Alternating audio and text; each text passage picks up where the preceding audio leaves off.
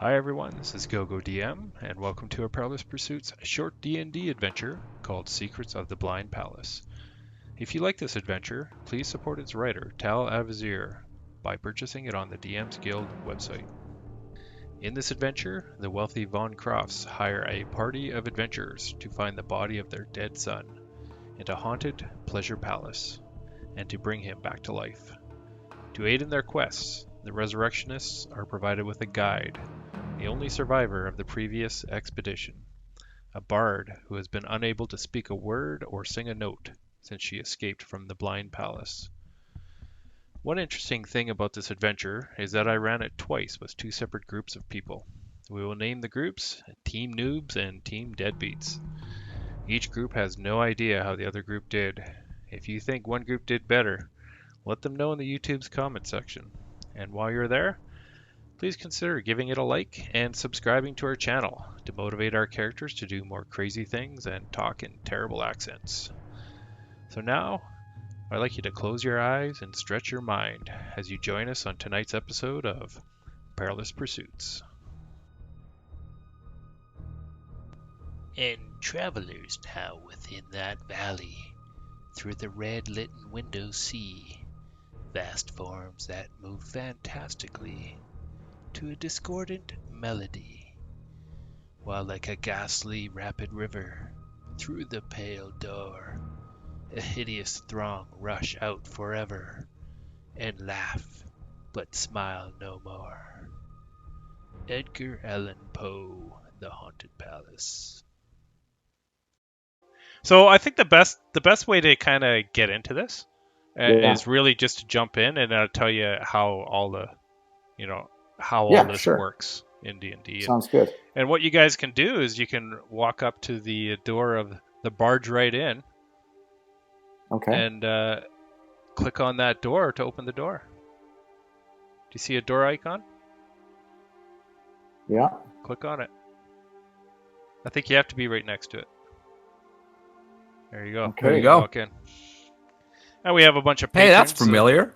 I thought you might recognize that. We have a bunch of other patrons milling about, and quite a few different odd characters.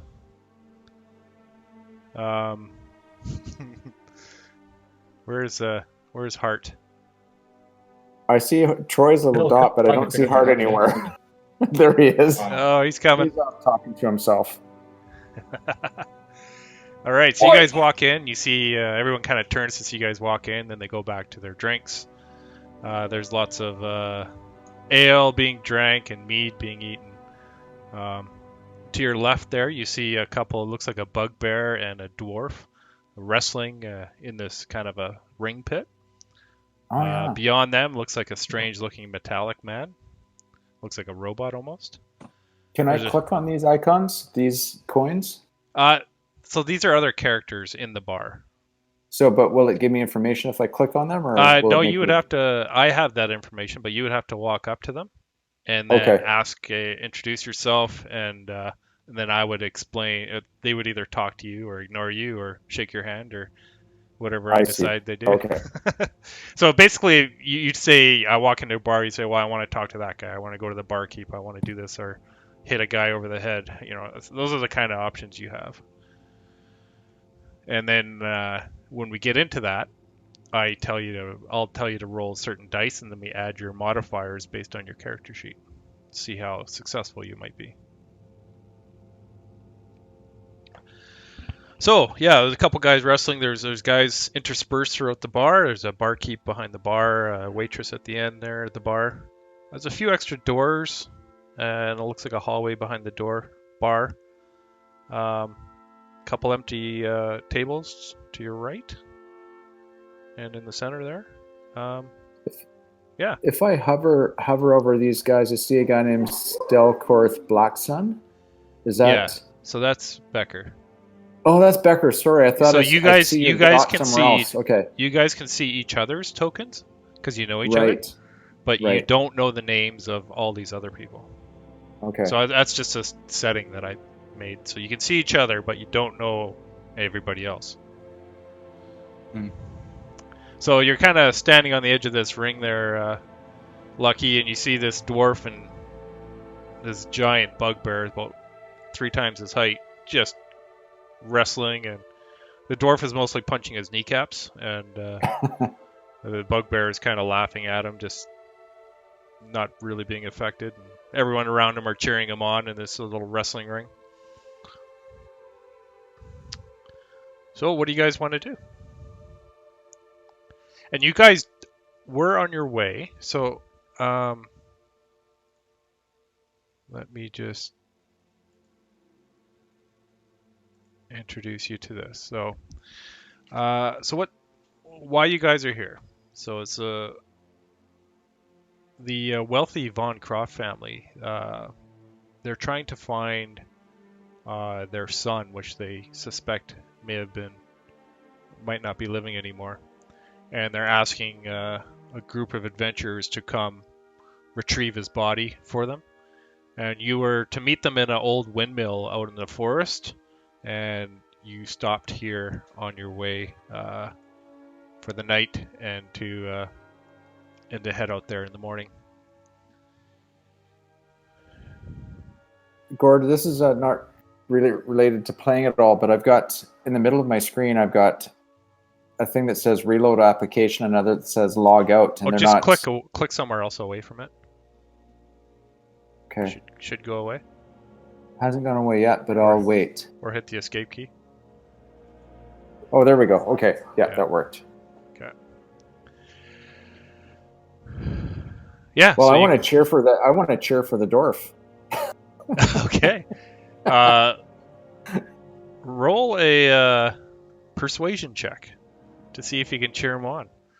Oh, I see. Okay, so that was 11. 7 plus 4 equals 11. 11? So yeah. The dwarf looks at you as you cheer him on, and he just kind of gives you a little nod, and he keeps punching away at the bugbear's knees. It doesn't look like it helped him at all. Aye, thanks, matey. I got this guy, though. He yells at you. So I want to inquire as to what the competition is for. What is it all about? Who do you want to talk to about that? There's multiple people. There's a dude over on the left-hand side of the pit. So if you hold down your mouse button, your left mouse button, you can kind of ping the map, so you can kind of show me where you're looking at. Okay. Yeah. All right. So this robot looks up at you, and it says, "Hello, how can I help you?" And it's like a knight in full plate mail with a big battle axe and or warhammer and a large shield.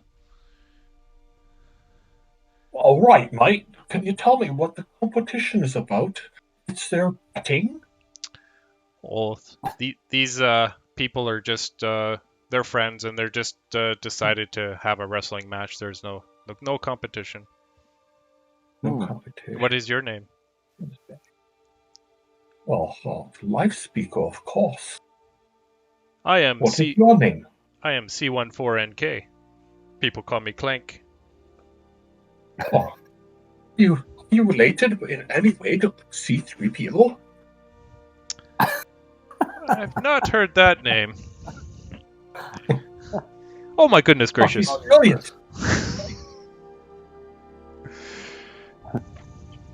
I heard he was made of pure gold, but he's melted down into a bunch of coins. Sadly, do you know where they are? Hidden, waiting for someone to find them. Right. And there's that little guy on the top left there. He's he's just strumming on a little banjo. There's a snake-headed like guy sitting at the bar watching the pit. Right by me. Yep, just to the left of you there. So yeah, that's how you guys can like figure out. You can measure stuff, like if you're shooting or your range or something like Do we have to stay within range of each other? No, you can take off from each other.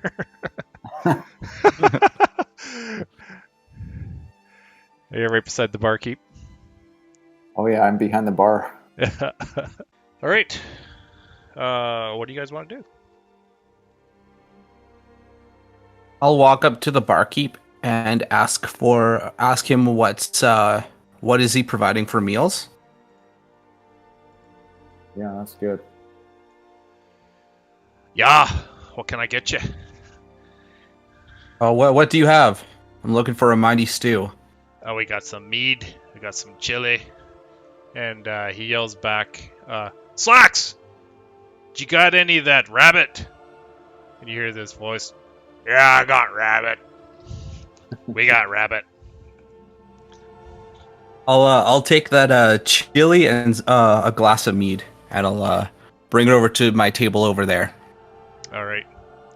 So And I walk to if this table. Yeah, Lucky's gonna eat too. so, he says if you want an ale and what do you say, a stew? It'll be silver chili. piece. And chili. Piece. And then I call over to Lucky and Hart and say, "Do you guys want some food too?" Hey, Yeah, Yes. Lucky feels like a ribeye, but I don't know if this guy's got any, so I'll go for the rabbit. All right. So if you guys go to your equipment page, and at the top right it says currency. Equipment, top right says currency, yes. So click on that. Okay. And if you want to get some silver pieces, because you probably only have gold, just click on the I have down arrow. 0 and everything. Huh? I have 0 and everything right now. Oh, do you? Yeah, should I just You add should 10 have 10 gold? gold. Okay, so 10 add. So now I've got 10 gold. Yeah. So if you change that down to 9, Okay. and then you can exchange 1 gold for 10 silver. Sounds so I do that in my character sheet, Cord? Yeah. That's right. Under equipment, and then on the right it says currency. I think you have 15 gold there, Troy. Oh, did you already add 10 more? I think it defaulted when you created your character. I've got Yeah, the 25. default when you create your character. You have how much? I have 20. I have 25. Oh, Maybe I didn't it says- fully create mine or something, because he's broke. My guy's just broke. Well, you give yourself 10 gold. Yeah, And he's so good now. So does it show up now as 10 gold and you should 9 have gold and 10 silver. 10 silver. Yeah. Okay, perfect. So you can delete 1 Somehow silver. I got 25. So Delete you can 1 silver. you can delete 1 gold, Troy, and add 10 silver if you want. Just like that's the exchange rate. Okay. Just to make it I simple. already have 25. You have 25 gold. Yeah. So if you Troy, go, you should pay for all of us. there you go. You can. I should be buying. There you go. So that'd be 3 silver, and you guys get your other silvers back. Silver. Okay, yeah. Might as well. Feeling Nice. generous today. Oh, that's good. That's good to have an angel with you. And the barmaid brings over a couple an ale each for you guys. All right. Okay, so I subtracted one gold and added 7 silvers then? That's correct. Okay.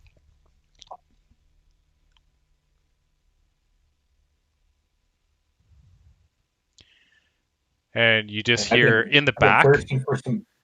in the back. Did we get some mead? Yeah, he delivers some mead. He delivers some rabbit and some stew for whatever you beautiful. ordered there. Brilliant. And you hear in the door behind the bar where the kitchen is, you hear this, and then it just stops.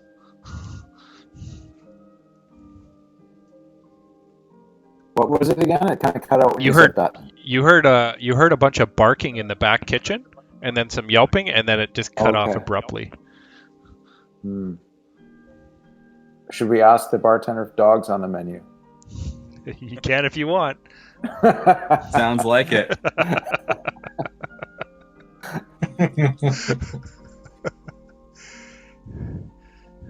Hmm.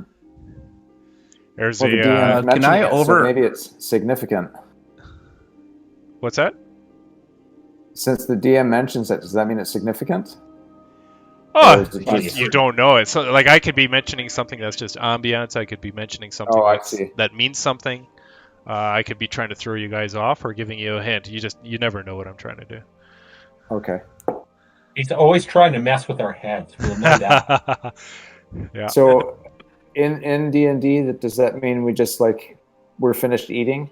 If we decide we're finished eating? Yeah, so you Like guys it's- are drinking and you finished your meal and you have ale. You're just sitting around the table, maybe doing small chat amongst each other. Or you could, if you want, explore the tavern more or talk to other the patrons, or you could just go up to your room and, and then we'll just say that you slept for the night, and then we'd start the real adventure in the morning. This is really is more like a game lobby for you guys just to get a Right, feel for it. right.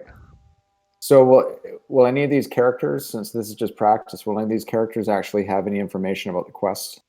Or You don't know. yes, I thought you were. You would gonna have say to that. ask. You would have to ask them to see if they know anything. So have we been given a map Okay. for this quest?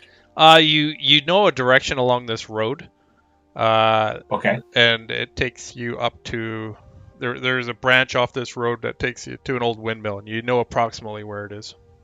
You're pretty confident Okay. you know how to get to this windmill. Okay. Where you're All right. meeting the Von Croft family. Okay. You know what? I'd like to have a chat with the bartender and ask him, is he aware of any rumors going around in the region? So Coslow, the barkeep, I guess he mosey up to the bar and he says, "Well, we've had a few people, come back, and there's that old keep way out in the woods that people have. You always get these kids, they want to go and try their best at luck to make them go for glory or get some treasure or just be stupid and adventurous, and we've had a few people go out towards there and they haven't come back. I've heard one person made it back." And did they have any treasures with them? I honestly, you know what? This is just rumor. I don't know the people or the names. I don't Right. even know where they went. That's probably the most interesting thing I've heard about in this area lately. Right. But there is an old. Those stairs don't work. there is an old. Lucky's a bit ADHD. There is an old place called the Blind Palace out in the woods, and it's all decrepit and boarded up now. But yeah, just strange rumors of it's people don't really like to go out there, but some of these kids looking for adventure can't And stop what do them. the kids say that's going on in that palace? Well, nobody's gone in, came back, but I heard that somebody did make it out, but I haven't spoken or know of where that person is or who they are. Lucky would really like to talk to this guy about his dog. Lucky's got a dog too, so I thought it would be fun to ask what kind of dog he has. We don't Since we really heard keep that dogs y'all- for pets around here. They kind of get in the way. Ah. So you can if you don't believe someone, you can either roll an insight check to see if they're lying to you or if they're holding anything back. You can Well, also I would like to do that. you can roll a persuasion check to try and convince somebody of something. Okay. You can intimidate people. Oh yeah, that sounds fun. Or you can try to deceive people. You can do lots of different things. Kevin, I have a Nice. +5 on insight. So I'm, That's kind of pretty good. sniff things out, right? Yeah. And standing your But behind. you know what, you guys? I could sneak back. I have a +7 on stealth, but he might see me. Oh. So Well, I could so what distract. happens too is what you guys can do is If one person is talking to someone to distract, you could try stealthing behind them, and you roll a stealth check, but I would give you advantage because someone's trying to distract them. I think that sounds great, Troy. You should try your insight, and I'll do a stealth. You guys may Well, want to switch positions. There you go. Okay, so I moved in front. So Lucky, I want you to roll a d20. And it's called a stealth roll, and it's roll on your +7 there. Click on the +7. And I want to do a little sniff test as to whether or not this guy's telling the truth. So roll an that's- insight check, right in your D&D Beyond character sheet. So mine got a 17, Cord. A 17? Yeah. Okay. And I got a 12. So what I do is I roll a perception for the barkeep. Okay. So Troy, you're trying to find out if he's lying to you, and you're just kind of chatting it up with him. Yeah. Yeah, it's hard to tell if he's lying to you or not. And Lucky, you're trying to kind of sneak along the back bar there in the shadows. Mm-hmm. And as you get close to him, he turns around and goes, yeah, no patrons behind the bar, please. He rolled an 18 to your 17. Oh boy. Yep. Now, back to my you can table. always do whatever you want, but there's always consequences. There usually is Sometimes. consequences. That's it. You can do And anything in this game, but you just have these- to realize there are consequences. These other doors, do they go to other areas of the hotel, or are they going outside? You don't know until you open them. So if you click on them, Okay. you have to go up to I'm just gonna go up to one and brashly click on it. Yep. So it takes you outside, and it's kind of the back of the inn.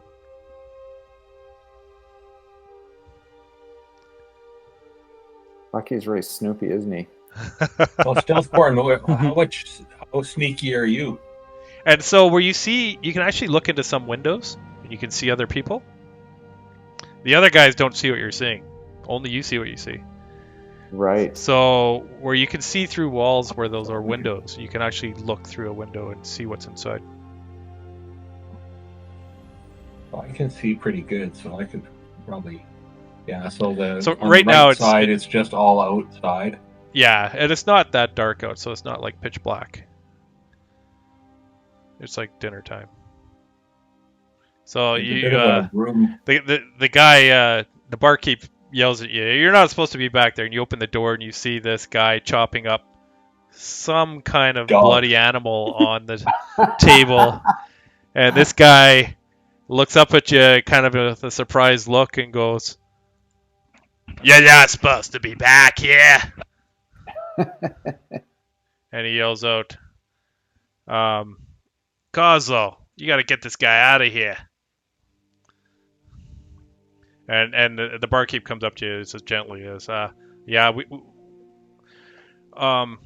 the food inspector doesn't allow us to have guests back here, so I'm gonna have to ask you to go in the seating area." Are you gonna go? And the chef comes up to you or comes up to the door, and he shuts the door. I can't see in there anymore. Because I closed the door. I see that. Yeah. Okay. So can others see when I open the door there?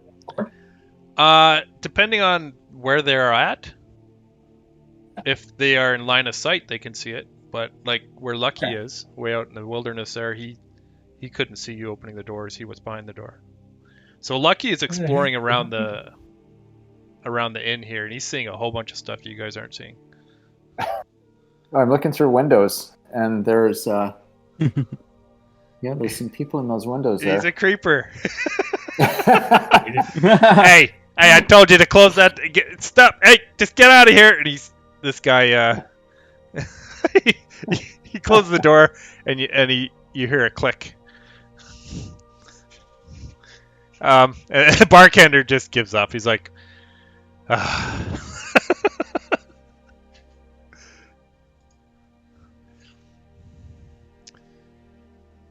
So Troy, you're in an empty room with stairs going down. Looks like an old storage Oh, room, yeah. but the stairs don't Uh-oh. go anywhere. I just opened Wow. someone's bedroom and there's someone in it. Oh, yeah. So you see a purple tiefling. So they're kind of they have horns out of their head. He has a tail.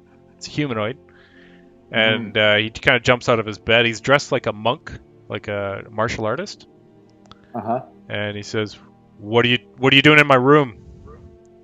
Oh man. Well, I'm really sorry. Wrong room. Thought it Yeah, was my get out. room. I'll try the next one. And you hear the door close behind you and a click. So when I lock the doors, I can lock it as a DM. You can't open those doors if I lock them. Right. So So what about this one? Oh, there's someone in that one too. and you hear this guy, "Hey, how's it going?" No, that's worse. I'm out of there. "Hey, where are you going? Wait!" So I've discovered I'm in a room and said hello. All right. So this person, let me just it is just he's sitting at a desk and he's just reading a book, and he just looks up to you and goes, in a quiet, reflective voice, he just looks at you. He's very goth looking. "Hello." Oh, could I? Tell me, sir, good sir, what are you up to? I am just reading a book. Can I inquire why you are in here? This is a common reading room, but I am Theodore Stonefell. Who might you be? To get to know new people. Ah, very good. It's just a private book that I have. And you could roll a perception if you want to see if you can see what book that is. Okay. So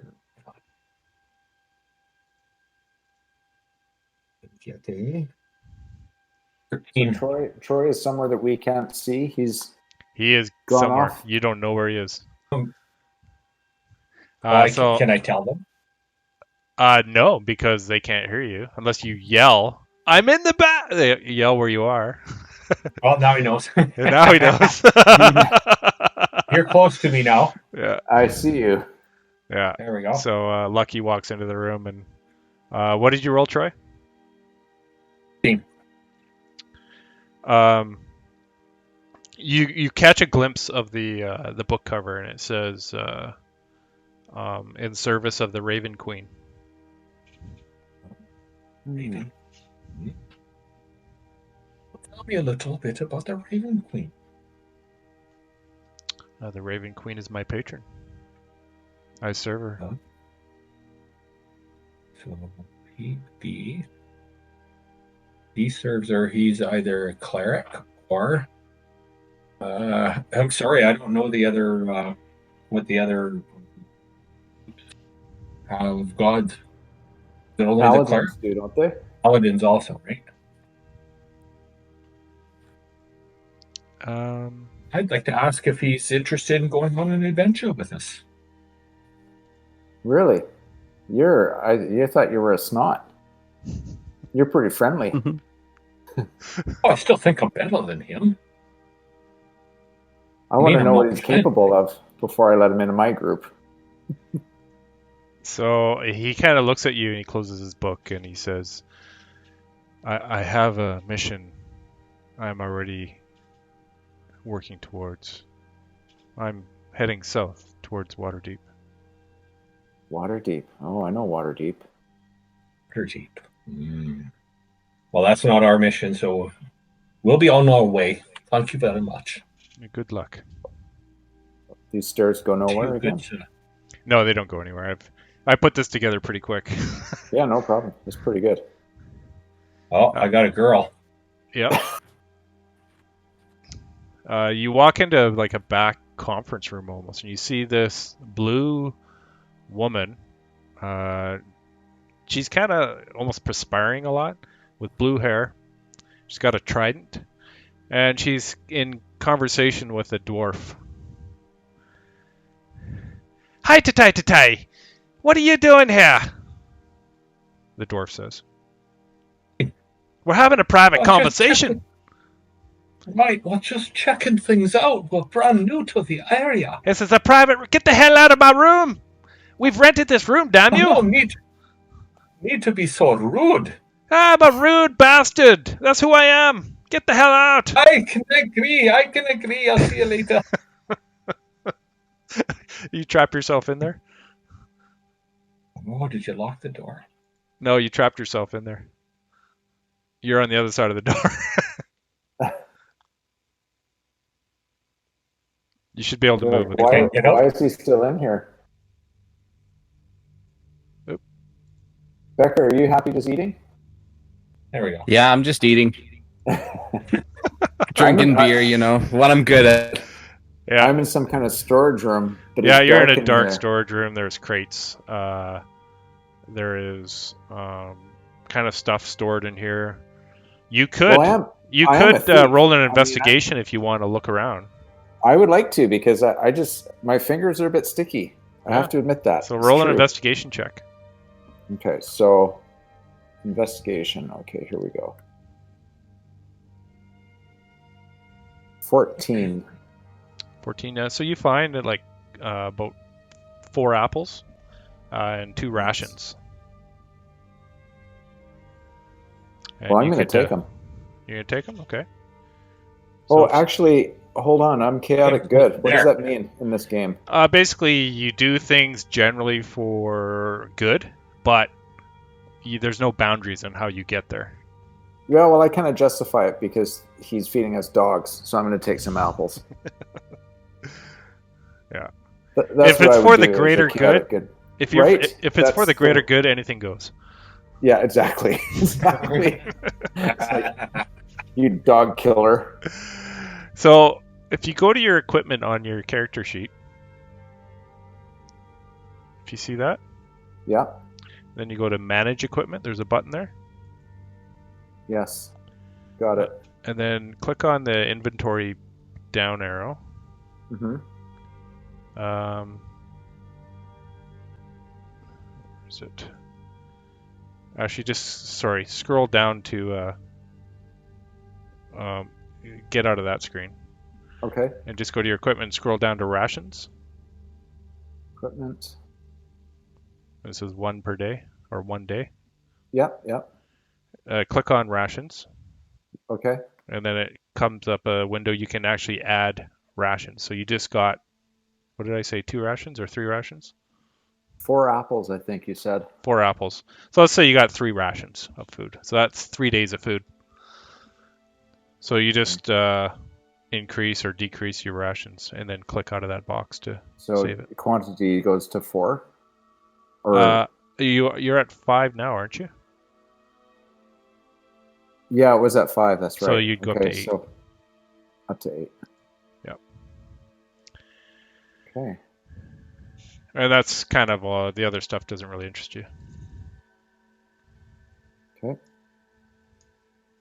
Just close out of that window. Right, I'm bored. I want to get out of here. All right.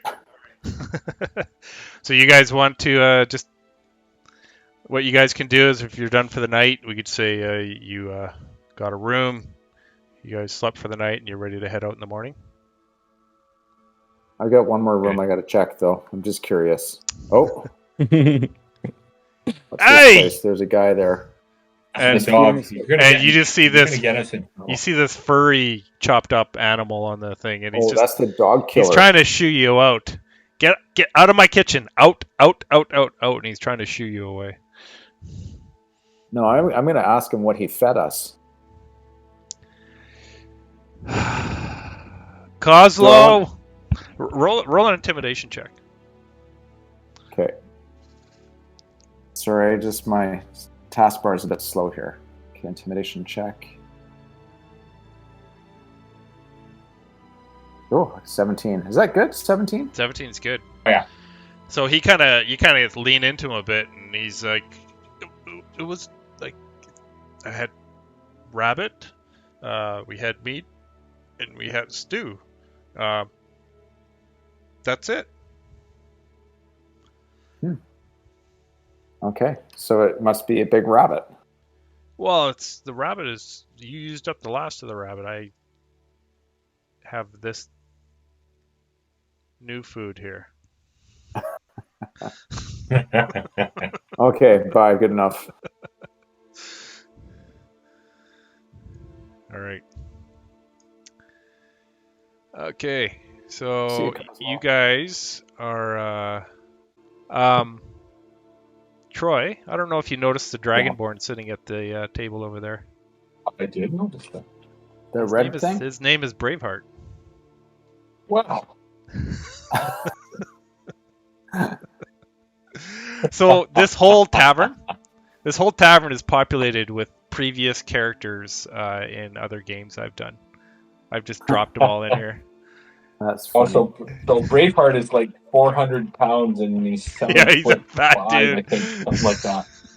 So this is Pretty the gross. first time Troy and I played. He played a was it a red paladin dragonborn? Dragon. And Born Kevin, if you're just looking for joining us, gold. is that red dragon-looking guy sitting at the table, right Yeah, there? yeah, see it. I've actually got a really small air book here, so I can see I should be playing on a bigger screen. Oh, okay. Everything's very Oh, tiny. yeah.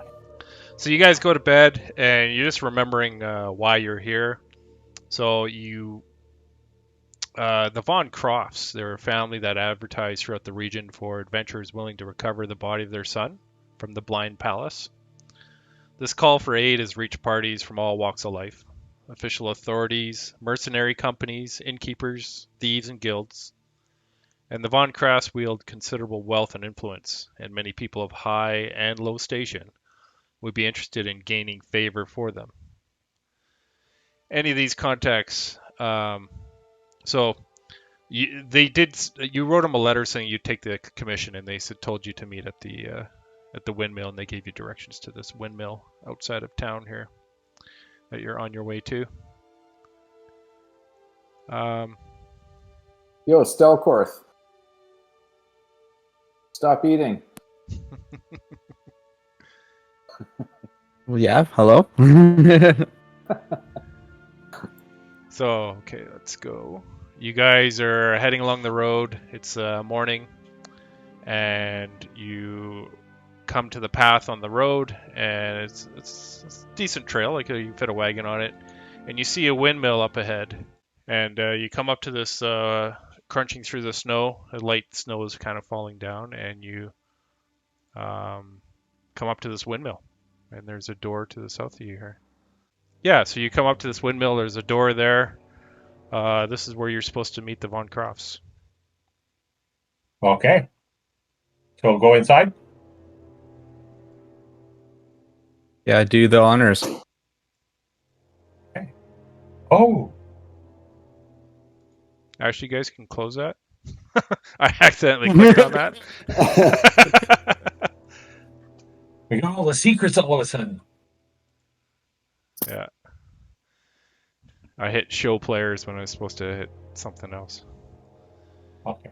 All right. So your boots crunch on hard, cold ground as you make your way up the hill to the old stone mill. You see your breath of your companions in little puffs of steam. Light snow is falling, and you hear a crow call out from the top of the old mill.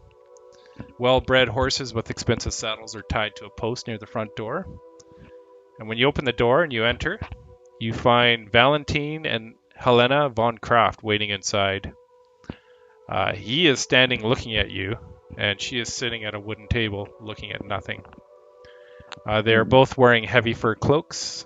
They have bodyguards around the building, and they're wearing polished mail and long swords. One of them closes the door behind you. So you have come, says Valentine von Kraft, and now you must bring back our son. Are you? Where's the last? Oh, Go ahead. I was just saying. Where's the last time you saw your son? Our son was wanting to go on this silly adventure to go to this blind palace to try and prove something. He is. We haven't seen him for so long that we fear that he may have passed away and he might be in this blind palace. That was about 2 weeks ago. When Was he alone? Went off. He left a note saying this is what he's going to do. So otherwise we would have talked him out of it. Can read the note? I didn't bring the note. What did the note say? It says I'm off to the blind palace to prove my worth, Father. Okay. What is the price Okay. of this bounty? Not bounty, but this rescue. Well, if you are able to return our son, Wilhelm, we're willing to offer 200 gold pieces. And what if we cannot retrieve him? Well, if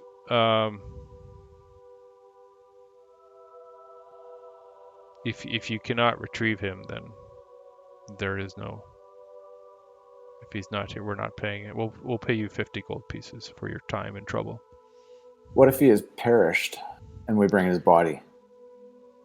If you bring his body back, and you have to, if you do it within the next 24 hours, you get the full 250 or 200. I'm sorry, and if it's past 20, because we have the means to resurrect him, but it has to be within the next 24 hours. Should that time elapse and you bring his body back afterwards, the payment is 50 gold. Do you have any implements or tools, special things that we could use to help to find him or to defend ourselves? And the wife kind of stands up and she walks over to you and says, "Are you willing to face whatever's in the blind palace?"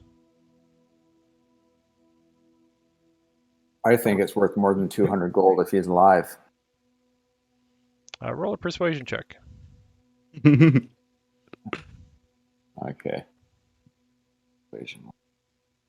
Here we go. Oh, only 11. He Sounds kind like of looks at a- you, dead face, and says, "There are many other adventurers who would do it for 200 gold." Hmm. So I want to actually just test this and do my thing to tell if they're actually telling the truth or not. Insight check. If you click on that. 21. 21. Yeah, What? I rolled a 16. I have a +5. Oh, wow. Holy shit. So, you notice the body movement and the facial expressions of them. They want their son back. They believe him to be in the blind palace, and they're willing to pay to get his body back within 24 hours. So we confer with each other without them hearing, and So you did ask if they could provide anything, right. So Helena von Croft, she looks at her husband and nods, and she pulls out a scroll, and she hands it to you,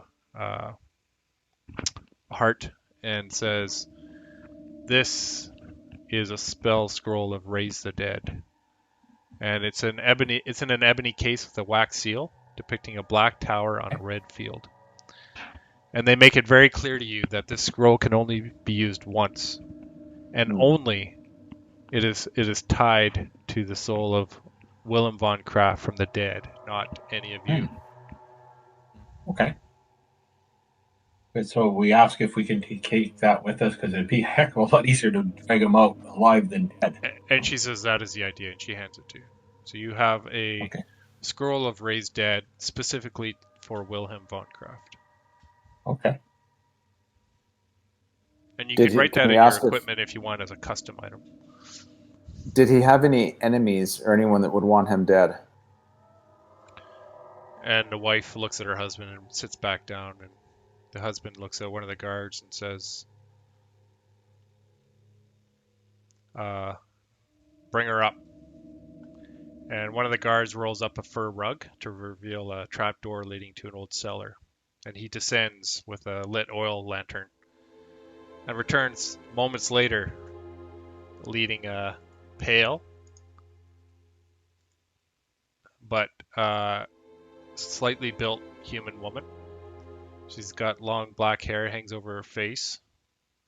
There are dark crescents below her eyes, and manacles on her hands and feet clank as she shuffles up the stair. And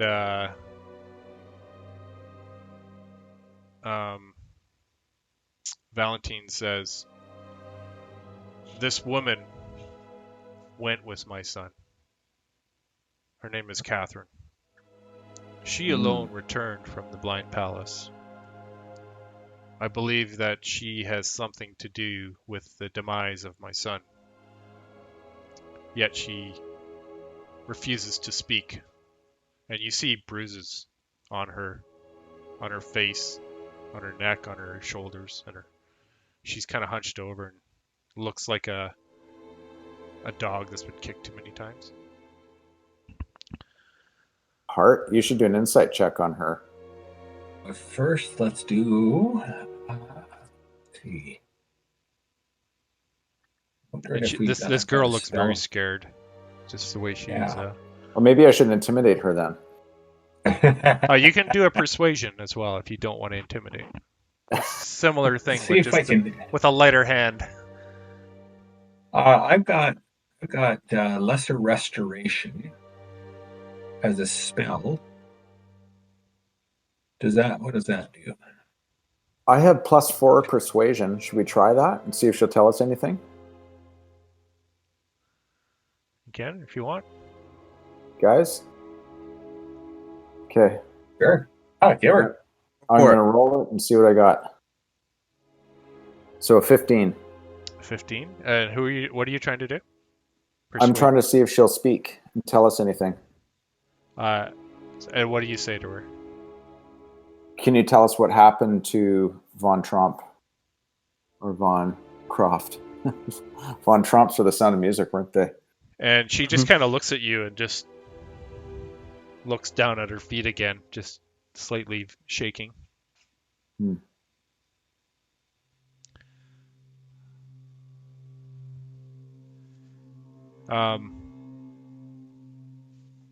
And Valentine says, the White Palace is just up that hill. And down that, there's a trail there at the end of the clearing. He says, go down that trail and it'll lead you to the White Palace. This woman, we do not trust her. We think that she is responsible for what happened to our son. And justice will come for her.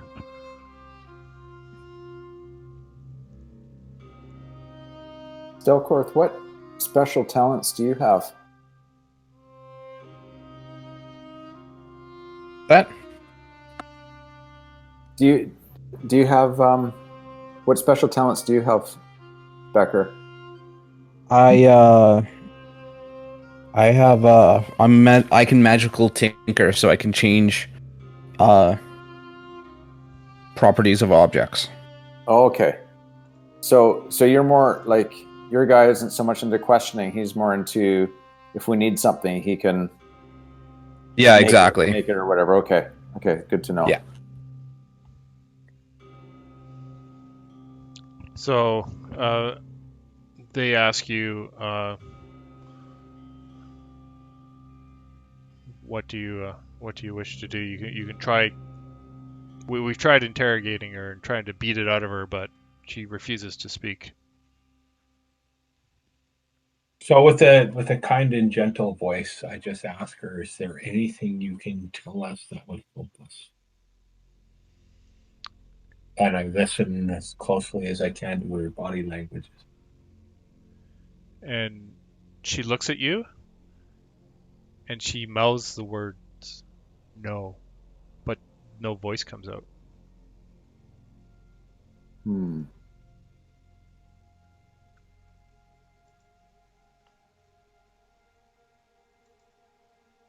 I'd like to ask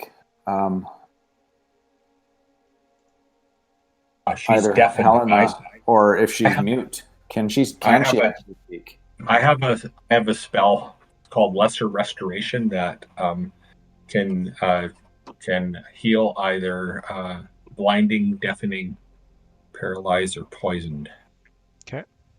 That's mute, though, isn't it? You're not sure, but if she can speak or not. But she looked like she was trying to speak to you, but nothing came out of her mouth. I'd like to ask, is it Valentine? I can't see his name behind there. The male guy. If she's spoken to them at all this whole time. Valentine von Croft? Yes, please. Yeah, so he's the father of Wilhelm. What did you want to ask him? If she's spoken at all, if she's said any words. We found her when we were searching for our son, hiding in the woods, and she hasn't spoken since we found her.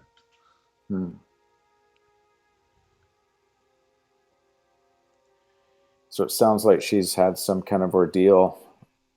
It doesn't seem like she wants to hold things back from us. It seems like she can't speak. I believe that she just refuses. Or refuses? Okay. I think she's just trying to hide something from us that she doesn't want to show that she's responsible for my son's death. Have we tried everything? Because I would try intimidation next if nothing else has worked. Got to agree with that. Okay. Should I roll that? Sure. You got the best intimidation numbers. I have 0. I have +2. It's not that high, but... What do you got? I only have nothing. Okay. Right. There you go. Okay, I'll try it. Oh, 2 + 2. You try to like talk in your sternest voice, and it just comes out a little bit like Mickey Mouse. Oh boy. Hey, okay, so something about D&D that I don't understand. She moves her hands a little bit, and on the wall of the south wall of you see almost like an illusory painting show up on the wall of this palace that's all boarded up. And then she stops moving her hands and she looks back to you. Ask her to show us more. Show us more of the palace and what we're getting ourselves into. So she moves her hands a little bit more, and you see a beautiful ballroom. You see dark stone halls. You see ethereal. You actually hear ethereal music, and a bird song. Bird song. And that's it. And Helena, she looks like she's getting impatient. She says, "We have limited time. We have 24 hours to get my son back. You need to get my son back now." Looks like you're in. It looks like you're in a more. What's it called? You're in more of a need than we are. I say we get your son back, or him perished, dead or alive, and you release the girl.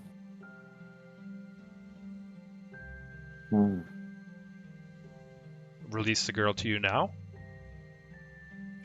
She asked, "You want the girl with you now?" Is that what you're asking? No. As soon as we come back and finish this quest, you release the girl. Well, while you're gone, we could try to beat more information out of her. I wonder, Yeah, that's Hart, could you do an insight check on and do an examination of her? I know that sounds kind of That would be a medical check. Medicine check? yeah, Sure. not quite that invasive, but is there anything you could do to just is that such a thing, Gord? Is it a A medical check? medicine check if you want to like do a physical check of someone. Yeah, that's what I was thinking. Yeah. Just to Yeah, I see, can- see if we can like- see what she's been through. You could feel the neck and see if look in her eyeballs, say ah. I say, we're not going to take her because she's in no shape of a dangerous dungeon. But if we come back and I see one more bruise, scratch on her, then I'm gutting you both. and this girl Catherine looks at you, and she looks like she's a little bit of the fear has left her. And she moves her fingers, and on another vision comes on the wall, and you see the three of you in front of the blind palace, and she is with you, leading you there. Mm. And she holds out her hands and kind of like a pleading, grasps her hands together, pleading, like almost like, take me with you, please. Well, she knows the palace. She'll know where the dude is, right? And Valentine puts an hourglass on a windowsill, and he says, the 24 hours has started. Well, it looks like she's spoken in her own way, so let's bring her with her. Yeah. With us. take it. Yeah. Great. Yeah, do it. Sounds good. Let's go. Okay, let's go. All right. We're done. You follow a disused road up a gentle slope, and Catherine is with you.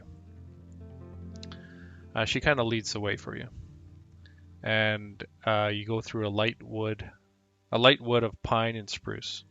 Occasionally, bright red cardinals or gray squirrels dart between the gently falling snowflakes.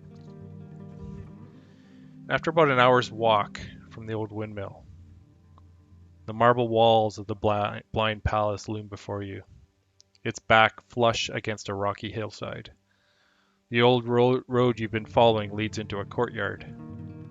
Two towers, their windows bricked up, rise over the crumbling outer walls. And I'm going to switch maps here. Where'd you go, Troy? There you are. While we're loading the map, I will take out my water skin and half my rations and offer them to Catherine so she can regain her strength. Oh, and she totally just gobbles it down. She's starving. She looks like a rack of bones, and she puts her hand on your shoulder, mouth, thank you. Ooh, she actually says? Oh, no, mouth. Never mind. Yeah. All right, so you see this courtyard, and there's a couple of iron wrought gates that are fallen down directly in front of you. In the northeastern corner of the courtyard is a large stone well, and directly to the north is the old gates of the blind palace, and to the west it looks like a storage shed. A carriage house. I think we'd let our young lady to teach us where to go. So we just ask her. It's obviously can hear, so we can just ask her. So where do we go next? Hey, question you guys, like, since I haven't played this much before, but do we want our cleric going first in situations where it might be dangerous? Usually you put your cleric in the back and put the fighters Yeah, in front. because Troy, you went in there first, and maybe it's okay, but I'm just... What are your hit points? More important is, what's your armor class? Okay. Let me check that. Armor class means Where do how I find easy that? it I is have to an hit armor you. class 15. The higher the number, Yeah. the better. Yeah, so the highest number AC is our tank, essentially. Yeah, it's Mine's good. only 14. Yeah, and I'm 12. And I'm Cleric 15. the cleric is the tank. There you go. Tank and healer. What about hit points too, though? Right? I mean, Yeah, hit points come into it. So Yeah. at so the I have top right, 21. Why are you so high, Troy? You little priest. I'd like right. it's probably You're like a tough priest. his Asimir type race. It may have given him some bonuses. Like when you, So I'm only 18 hit points. yeah. So what are you guys doing? I want to go check out this carriage house. Okay. So I wander over here and peek my head So inside. It's an old oak structure. It's rotting where it stands. There's double doors hang open. Old hinges squeaking in the wind. It's pretty shadowy inside. It's hard to see everything inside.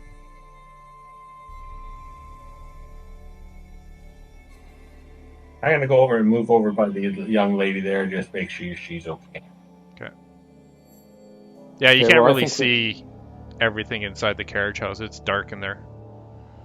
And we can't enter it? You can enter it, yeah. I'll enter it. Okay. As you enter it, this creature in a pile of leaves in the corner, this centipede, huge centipede-type creature bursts out of the leaves and starts leaping at you. Let's see if I have a picture of it. Yeah, it's like a giant centipede with actually I can show it to you now. Maybe not. A couple little notes here. So anyways, let me actually I can show this to you. There it is. Ooh. So who went in first? Becker? Becker did, yeah. Stelcorth. Get your guy in there. I can't see it because I can't see around the door at this point, right? I Yeah, can you see have him no too. idea. You hear this roar though from where your guys are. Can't seem to enter it. Really? Yeah, it says you're colliding with at least one wall.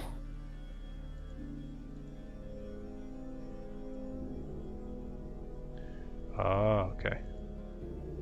Hang on. Let me just delete that wall. Just back it up. There. There you go. Ha ha ha. All right. Let me just pull up this encounter. There we go.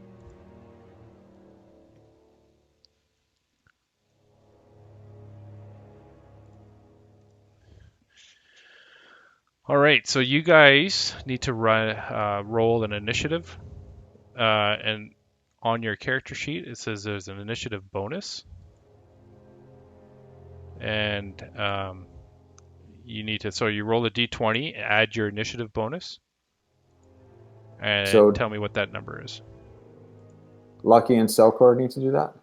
Everybody. Or all three? Everybody? Yeah, Everyone. So let's just do everybody because probably everybody will get involved with this. I only got an 8. 8. I got How do you 17. want us to let us know? Sorry, what's that? No, like, how do you want to count it down, or do you just want us to tell you? Just tell me what you got. Cool.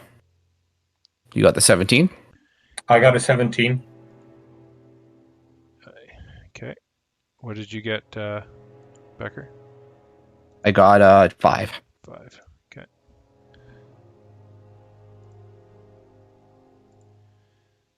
All right. Catherine goes first. She looks at you, Hart, Light Speaker, and this image shows up in front of you of a skull and crossbones. And that's her turn. Okay, so poison. So I could Hart, so Hart, I might it's need some- your turn, Hart. right. So, So you can move. a question for you, Master. Sure. Do I, because I don't understand, I know that I can prepare a spell. Is Yep. that a move? To cast a spell is Or an action. Sometimes you need line of it's an sight, though. action? Or don't have First of to? all, you don't usually need to know what you're casting it to, and you have no vision Okay. of what they're looking at. It could have just been a squirrel with a deep voice in there. Right, but she's shown me a skull and crossbones, which tells me poison. So I want to get out in front, over to as close to them as possible to cast a spell on them. Right. If you want, That's what I'd like to do. Okay. So you Gord, can what move does your character initiative closer mean? if you want. Some spells, if you're casting it on your own players, Mhm. is a touch. Some is a ranged. So it depends on what spell you're casting. Right. Yeah. So this one is this is a touch. So And usually you I can don't move 30 feet. you don't usually cast that until you need to, Right. because they're at full health right now, not poisoned. So you wouldn't Okay. do anything. But if you have a ranged attack, if you move into vision of it, then if you have any kind of ranged attack, maybe you could do that. Okay. Well, let's try. I have a spiritual. And you have two different types of spells. There's cantrips, which you can cast at will, anytime. Yeah. And then there's higher level spells, like at level 1, level 2, level 3 spells or higher. And they cost a spell slot to cast. So every time you cast a spell, like a level 1 spell, it takes one of your level 1 spell slots. When you're out of spell slots, Right. you can't cast any more spells until you have a long rest. Right. Okay. I'm just going to move. I'm just going to move over 30 feet. Sure, grab your guy, move him over. And I can go 30 feet, right? That's 35. Right. And then just hit the spacebar. There, you can see it. And that's your turn? Here I can. It's my turn. Okay. Lucky. I can't do anything else other than move, correct? Well, you get a movement, and then you have an action. So you could actually... Oh, I have an action. You could shoot something, because you're not beside it. You'd have to do a ranged Right. attack. And based on what I've got, a spiritual weapon.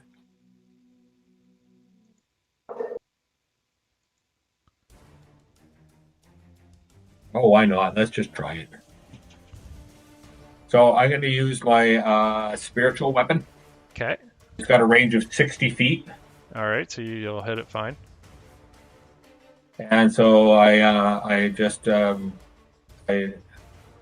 rolled a 1d3. So why don't you describe what the spell does? If you click on it, Oh, sorry. It'll tell you what it does. You can punch, kick, head, or use similar forceful blow and deal bludgeoning damage equal to 1 plus your strength modifier. Sorry. If you click on the spell start you're again. casting, spiritual weapon, a little box will come up describing what it does. Oh, hang on. Sorry.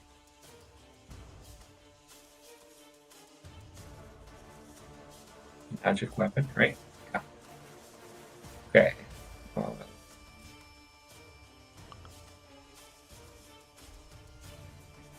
Sorry, the spiritual weapon.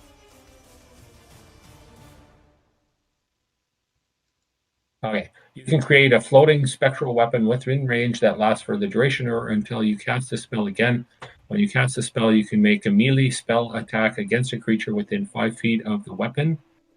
On a hit, the target takes force damage equal to 1d8. So the spiritual weapon can be anything. It could be a sword, it could be a floating sword, or little unicorns running around in a square. It could be whatever you want it to be. Okay. What do you want it to be?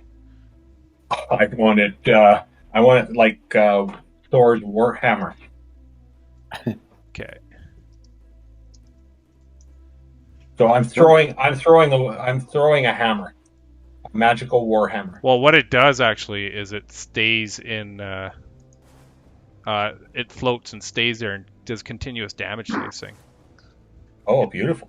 Doesn't Let's do it. disappear. So Okay. let me just drop something in there for that.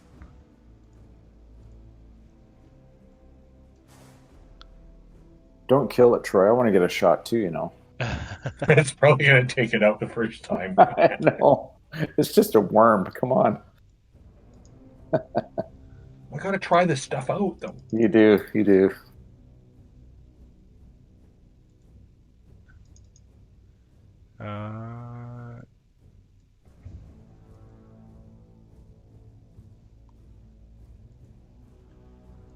So there's your little warhammer. It's just every round it's going to do. It's like an extra attack you get. Beautiful. I don't see it. All right.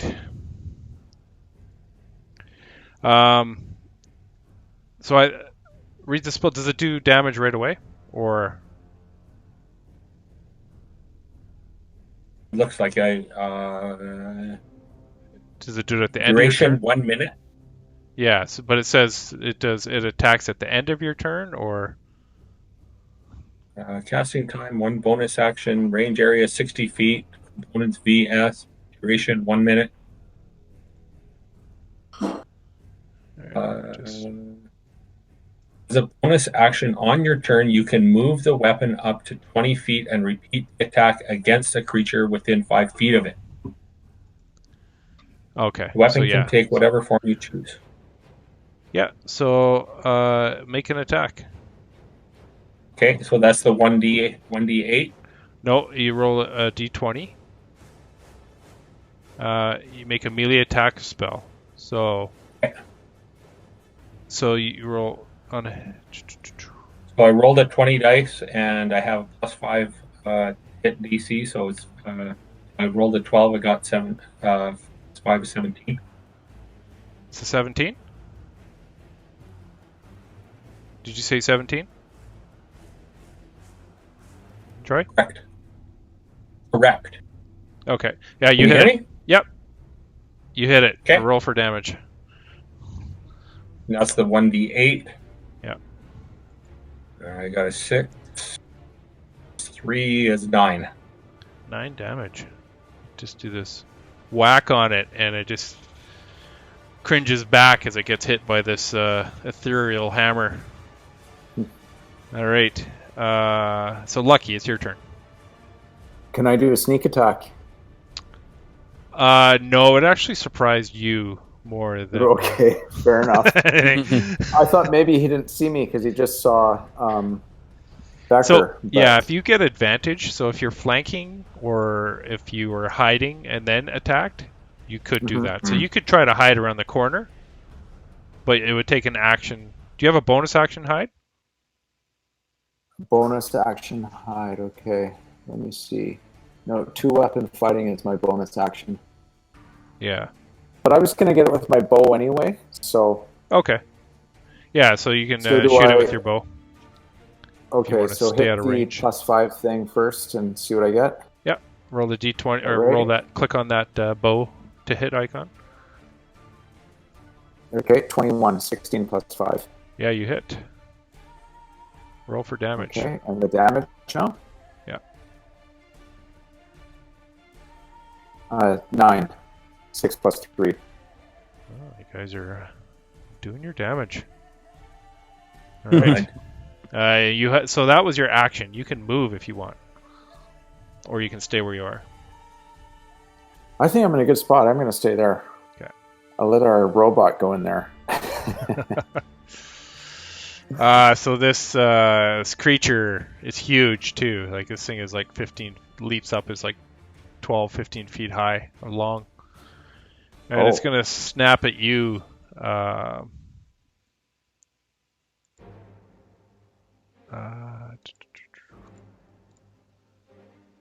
are we? Sorry, one sec. Yeah, it's gonna snap at you, Stelkorth, and is going to. So keep clicking on the wrong stuff.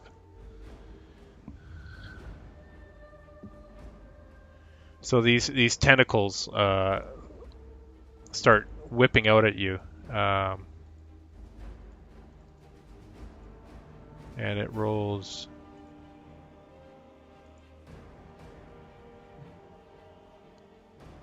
That's an 11 to hit.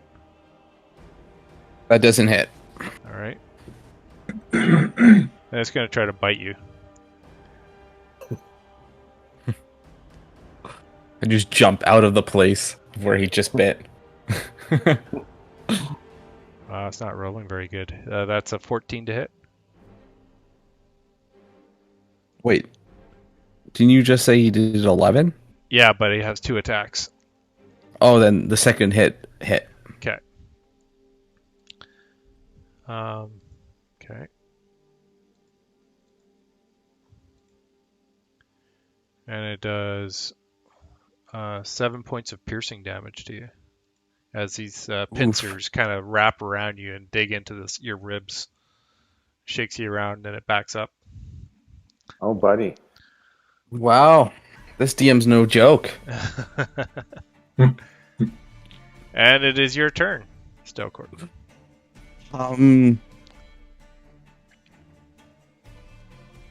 Well,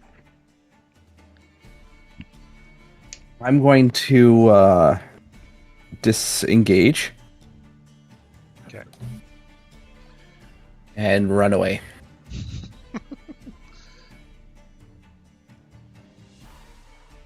Go for it. I don't know how to do that. Shit. Hit your control button on your keyboard. Oh, there you go. Yeah, and then.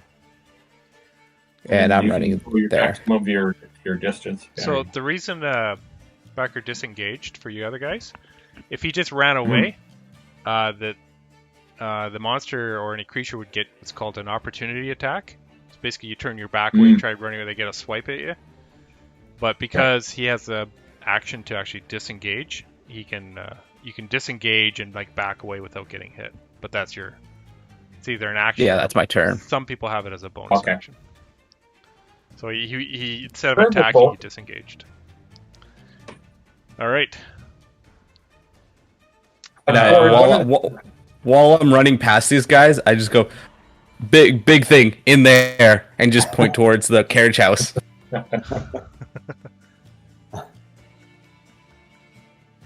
Gordon, question for you. I'm reading on the spiritual weapon. Yep. Says as a bonus action on your turn, you can move the weapon up to 20 feet and repeat attack against a creature within 5 feet of it. Yeah. So Does that mean I can do it twice in one turn? Well, usually what happens is you keep the weapon beside the monster you want to attack. And then if you killed it, you could move that weapon over to a different monster. And it's I see. Okay. Yeah. Okay. So it doesn't mean it gets to attack twice. No, it only gets the one attack. Okay. Yeah. So Catherine, it's her turn, and she's going to just kind of move right there, and that's her turn. Okay. Hart, you're up. This thing's got a duration of 1 minute, so I'm assuming I can hit it again. Yeah. So every round we do, we just went through 6 seconds. So everybody had a turn. That's 6 seconds. Okay, hammer him again then. Okay, roll an attack.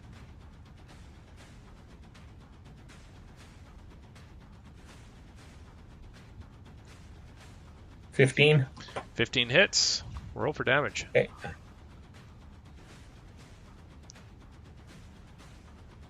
Nine points of damage again.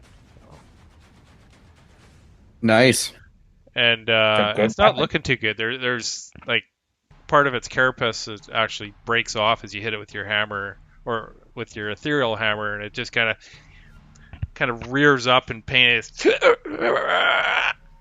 And it's not looking that great. It's taking some damage. Right. Lucky, you're up. So do we have any sense how close to death this thing is? Usually when I say something's not looking that great, It's pretty close. it's about halfway to death. Okay, well, so I can move a bit and shoot my bow? Yep. Is that right? Okay, so I'm going to move back 5 feet. Okay. And I'm going to take a shot with my bow. Okay. So that was a 14 to hit. 14 hits.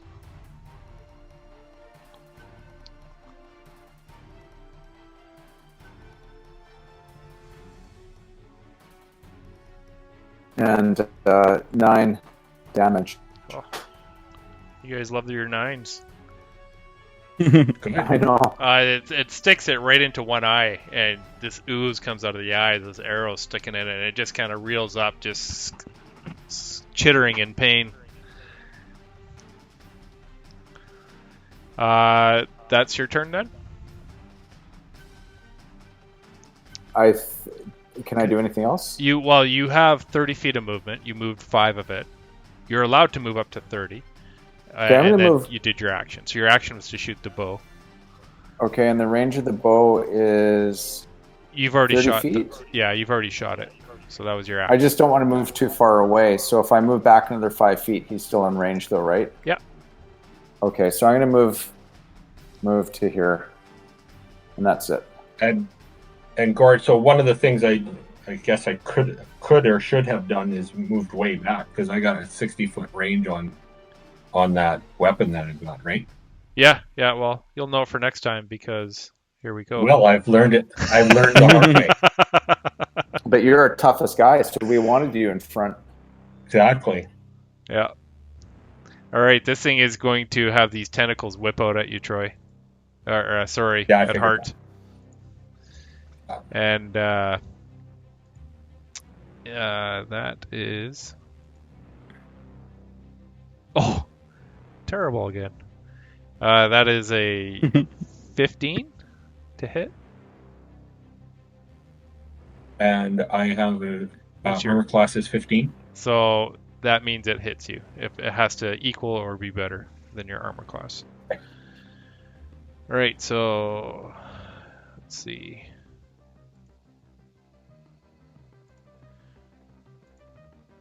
You take 6 points of poison damage. And you need to roll a Constitution saving throw. So if you look at your character sheet under saving throws, you click on the con one, which is a plus, whatever your plus is. You can just click on One. it, and it should roll. Oh, 3. That can't be good.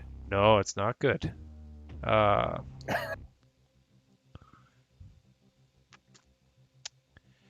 So you are poisoned for 1 minute. And until that poison ends, you are paralyzed. Okay. So what poison means, you have disadvantage on attack rolls and ability checks. But because you're paralyzed as well, it doesn't really matter. You're incapacitated. You can't move or speak. You automatically fail strength and dexterity throws. And any attacks against you have advantage. Any attack that hits you is a critical hit if it's within 5 feet of you. So a critical hit means it does double damage, or double the dice damage, if it hits you again. Okay. So you're not in a good spot. Thing up. No. That was his first attack. Now it's going to bite you. And it has advantage.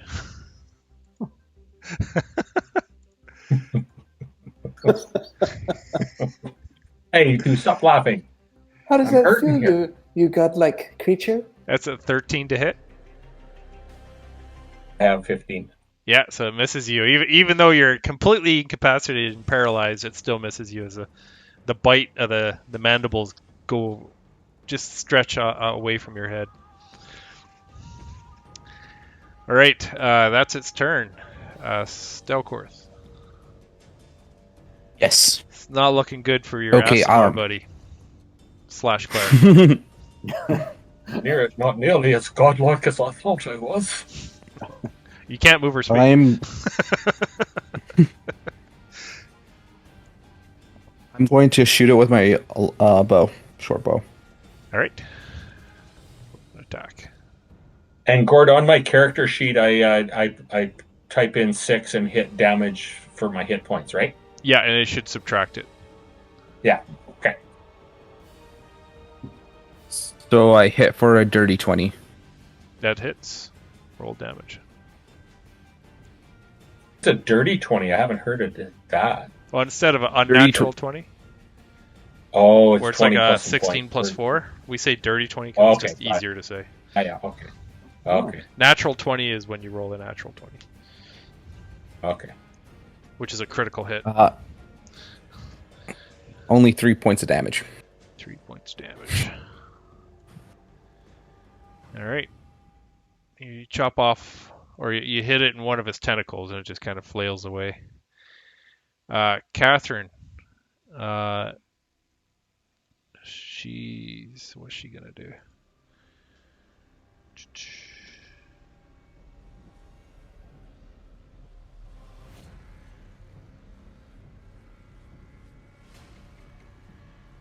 She's going to go here. And let's see.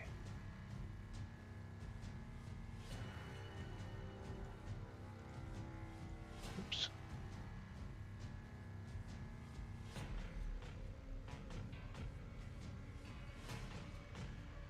No, she's not going to do that. She's going to stay where she is. All right, she's just going to... Yeah, she's not going to do much. Oh, she's going to cast, actually, Dissonant Whispers, or Vicious Mockery at this creature. So it needs to roll...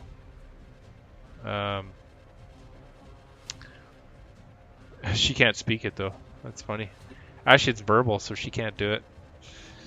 Oh, no. Yeah. Oh. So she does nothing. That's her turn.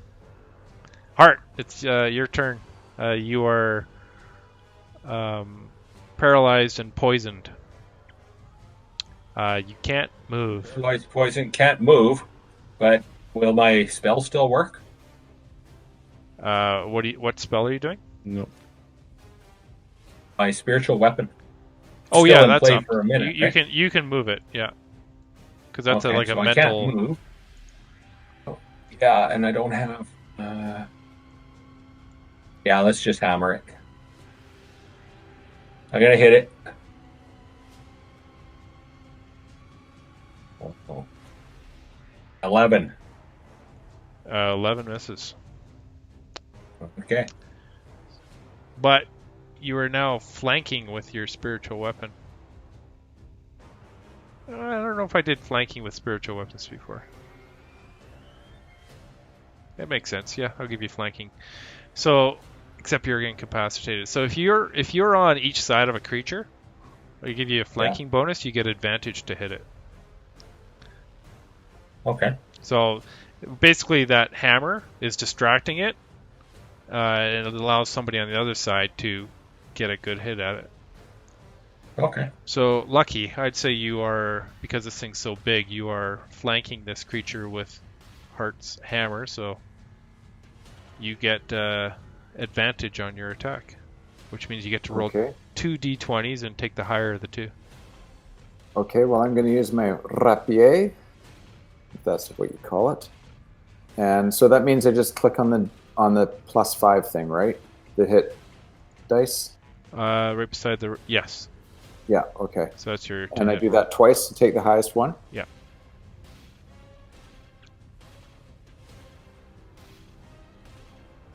First one is a 12, which isn't very good.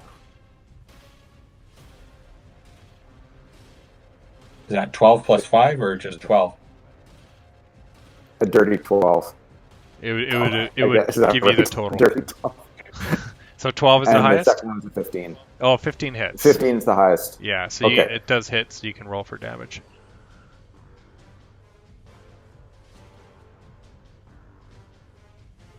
6 damage.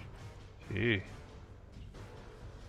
That's Good. pretty pathetic. This thing wheels back and it's not looking too good. Is that your turn then? Are you moving at all? Or? Well, I would like to make sure. I think I'll move in between my comrade and this thing to make sure he doesn't take any more damage. Can I do that? There's no space between you. There's no space. Can I move him? Can I pick him up and move him? If you do, the creature will get a shot at him.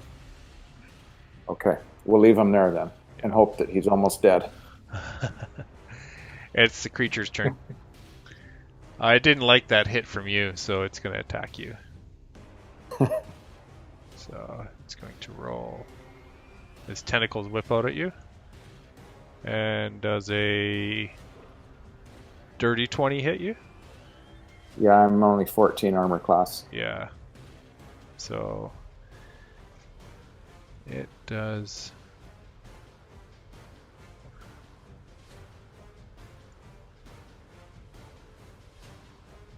It does 4 points of poison damage. And then you need to roll a Constitution saving throw. Okay. So if you click on the just under the top left where it says Constitution, just click on the plus 0. 0. There. Yeah. Okay. 20. Yeah, you passed. You're not paralyzed, and you're not poisoned for a minute. So you just took superficial damage. So do I go to my page on D&D Beyond and subtract hit points, or do you keep track of So that? if you go to you click on your hit points there, the left 18. Yeah. Or sorry, with the box beside it. It says damage? Yeah, right above it, you put in 4. And then Okay. click on damage, and it should subtract it. There we go. Perfect. Okay. All right. Could have Now it's been going worse. to try to bite you. Oh, no. It might be worse. It's a 16 to hit. What's your AC? I'm 14. Yeah, so it's got to equal or better. So it's going to... You're getting your ass kicked. As these mandibles dig into you, they do 6 points of piercing damage.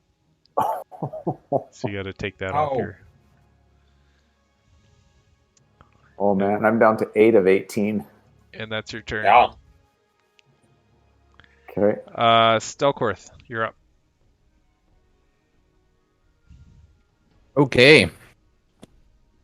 I'm going to move. Oh, why is that? I can't. Can't I'll go move. through the broken wall, maybe. One more north, and shoot him with my short board. Okay. Bow Go for it. or a crossbow, and that's a 19 to hit. That hits. Perfect. Ooh, that's good damage. That is a 10. 10 points of better than damage. mine. You hit it straight in the middle of between its eyes, and it pierces deep into its brain as it reels up, screaming, and lands on its back with its feet wildly moving in the air, and finally dies down dead. Yeah. Killed it. Way to go, Stelkorth. So you got this big dead I creature like- on the ground there. I really Oh, and high five. underestimated that centipede. High five five, for yeah. me there, Becker. I high five back. Okay. I walk to the creature and says, Are you wanting us to count our arrows or ammo? You could roll a d20 or roll a d20 to see how many you can retrieve. Like, how many did you fire off? I think 3, 4. Yeah, so roll a d20 and I'll tell you how many are able to be recovered. Just a straight d20. 4. Yeah, you're not able to get any arrows. They're all kind of broken off as you pull them out. Okay. Catherine is looking over both of your wounds, Lucky and Heart. And which one of you guys are like? Where's your hit points at? I'm at 15. 8. I'm at 14 14. out of 21. I'm at 8 out of 18. 15 out of 21. So All right. So lucky ain't so lucky. Why is he so weak? What the heck? I thought I had a swashbuckling guy. You do.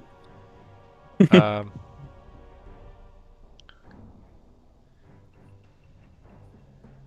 so she is going to cast a. What is her? Okay. She's going to cast a healing word on you. At level 1. So she's going to roll for see how many hit points she does for you. Oh, she rolled a 1. Plus 4. So you get 5 hit points back. Okay. I'll She take heals it. you. She's going to do it again because she didn't like how crappy that spell came off.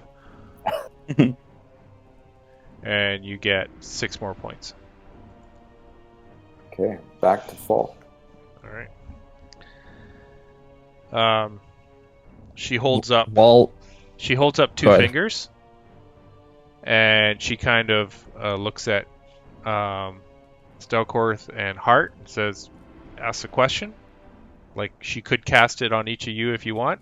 She's got 2 more spell slots to heal."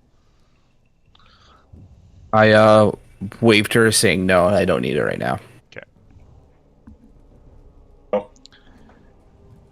All right. So yeah, this creature's just lying on its back in front of you. And you guys are in the courtyard, so.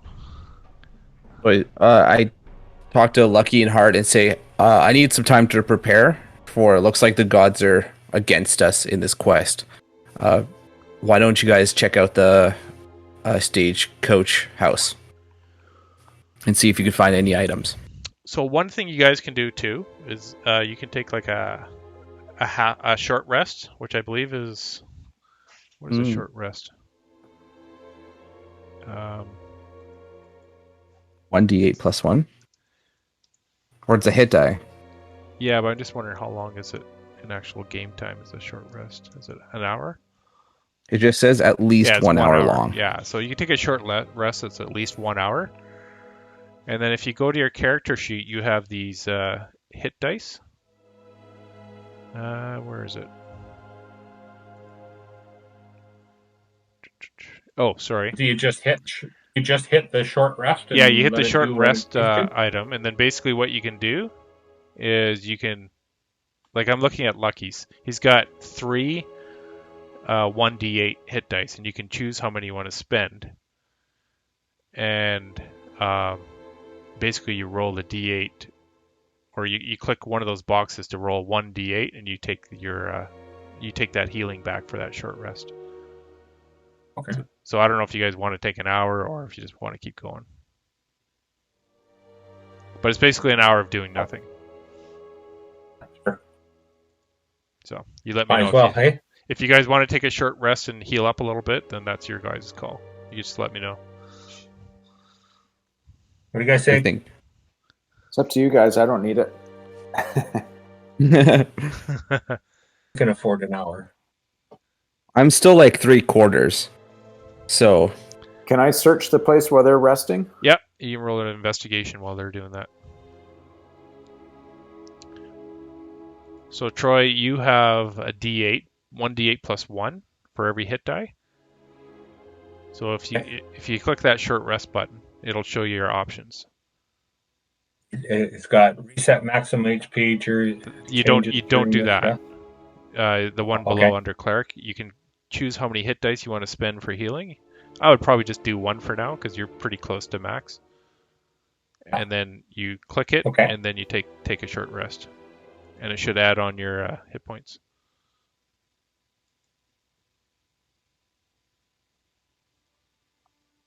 Did it do it? I think I still have to roll the die though, right? Yeah, it says take a short rest. Does it actually? Yeah. Did it do anything to your hit points? No. It didn't. Okay, so then yeah, you have to roll a d8. 8. I thought it would. Yeah, it looks like it's not working on D&D Beyond. There you go. I'm back up. Okay. Well, I got a 7. A 7, so you're at max. Okay. Oh. And then you just have to click off one of those short rests on the box. I did, yeah. Okay. So there's only so many per You day. get- Is that what happens? Yeah, they reset every day. Okay. Yeah. But you guys have to remember, you have 24 hours to complete this mission. Mhm. Right. So Right. there's no long rests unless you want to forego the full, and you can take how long you want and just be Right. late, but that's up to you. Or if you have you have 24 hours to resurrect them. Doesn't mean you have to be back in 24 hours. Right. All right. So what did you roll for your investigation there, Lucky? I haven't done it yet. I'll do it right now. Okay. Oh, that's good. I got a 20. Dirty 20. Oh wow. That's amazing. That's good. Yeah. You see buried in the leaves and actually slightly under the ground in the dirt, you find you brush off the dirt, you find a small little wooden case with a latch on it. This looks like a little rectangular hinged top case buried in the dirt. Would I like to bring that out and open it? Okay. You open it up and inside is it looks like a potion inside of a like a beaker. It's got a red liquid in it. And each of you can roll an intelligence Insight? check. Just What? a history check, let's say, or Arcana, History? either one. 3 or Your pick, depending on how much your bonus is. History or Arcana. Okay. I don't have Arcana. Actually, you can roll I've got- medicine, Heart. Oh, okay. You can roll that if you want. All right. Yeah, I got a 20. Yeah, so you know this to be a potion of a healing potion. There you go. Good. So probably it's- doesn't matter who has the the cleric doesn't have any better. Does cleric have a better with a potion? Does a cleric have any special bonuses that go with it? No, it doesn't. Is It just Doesn't matter. doesn't matter. No. So Lucky, under your inventory or Mhm. equipment, if you go to your character sheet, Yeah. you go to Okay. manage equipment, Equipment. Manage equipment. Okay. and then when you click under filter, Yeah. type in healing potion or potion of healing. Okay. And I've got greater, superior, or supreme. Just the regular one. The first one. Oh, the potion of black healing. one. Okay. Yeah. Yeah, and you click on Right. add. Yeah. And then it Okay. should show up in your equipment. Done. Yeah. And then I think that gives you a 1d4 plus 4 healing when you drink it. If you click on Just- it, I've just got if you click on the name in your equipment. equipment. I see it here. I just don't see what it does. It's potion of healing and gear. Just Click on the name. Hit the arrow. Yeah. Oh, okay. 2d4 plus 2. There you go. So when you drink it, you can drink it yourself as a bonus action, Mhm. or if you want to give it to somebody else as a full action. Okay. So a bonus action means you can do it and you still have an action left. Okay. But if you're feeding it to someone else, it takes your full action. So that's how that works. One Makes thing sense. I was thinking from this encounter, my stealth is +7. Maybe when there's a door or something, I should open it first. But is that Yeah, typically Is that a a factor rogue or in something would D&D? sneak above and just kind of sneak in and check things with trying Yeah. not to be detected or looking for traps. Okay? Yeah, and I've got a +1, but I have a for stealth, but I also have I think a disadvantage. Yeah. This thing was hiding in the leaves waiting for you guys to show up though. So it was Right. prepped. Yeah. How did ugly that guy? We're all good, ready Should to we go keep in? going. Okay, so While we're resting, can I create my cannon? yeah. Do that. So I rummage through my knapsack and pull out like a little mechanical fox that sits on my shoulder. Oh, Cool. very cool. They got a big fluffy mechanical tail. It's not fluffy, but yeah. Okay. Shall we continue to the manor? Aye. Do it. Har.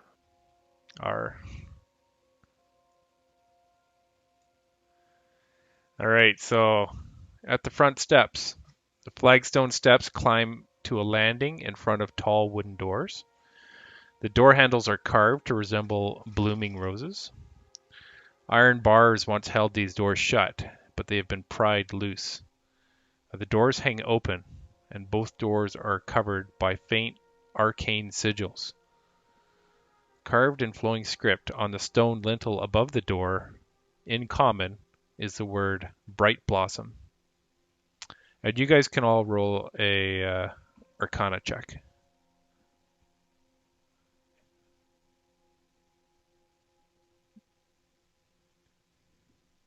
Okay. Yeah. I got a 20. Okay. Yeah, I got Four. dirty 20. So everyone who beat a 12, you get the feeling that these are faint sigils were protective runes whose magic has faded or since been dispelled. And Catherine, when you guys do that, she does an illusory cantrip, and he shows. You see a picture or an image of a tiefling sorcerer dispelling the arcane wards on the door. And Catherine is standing beside this tiefling sorcerer. And then you see a picture of Wilhelm von Croft prying open the loose iron bars. And then the image dispels. Are you guys going in? Yes. I would Lead like the to. way, Tank. All right. So I'm going to switch Oh. to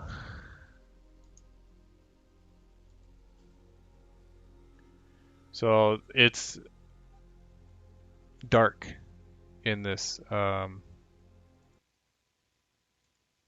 it's very dark in here in this palace. There's no light source. All the windows are boarded up. Hart is the only one with dark vision, so he can see pretty good in the dark. The rest of you guys are human. You can't see very well. So is this where we use like lanterns or candles? If from you have our them on you, inventory? yeah. If you have lanterns or candles and you light them, you tell me if you have it, and I can add a light source around you. I Okay. have a cantrip for light at will. Okay. So what you could do Touch is one object that is no longer than 10 feet in any dimension until the spell ends. The object sheds a bright light in a 20-foot radius and rim light for an additional 20 feet. The light can be colored as you like, completely covering the object with something opaque blocks the light. The spell ends if you cast it again or dismiss it as an action. So what you could do is, since you see good in the dark, you could cast that light spell on one of your friend's swords or weapon Yeah. or something. Sure. So it's up to you who you want to do that to. Well- Whoever wants it. So if I use stealth, is stealth used for detecting traps too? No, investigation is used, and you have to say I'm looking for traps, and then I'll say Okay. roll an investigation check. So Do you guys think we should do an investigation first before we go forward? Well, we can't see anything. Okay. I can. Yeah, Troy I- can. Right? Yeah, Troy? other than him. So just to give you guys an idea, Troy can see a fair bit of this, or a part of this map that you guys just can't see. His vision Yeah, goes so quite far. right now what I see is just, it's all, I don't see anything in here except for... Now, Troy, you can move around the front entrance just to get a better perspective, and you could describe what you see to them. Okay. Yeah.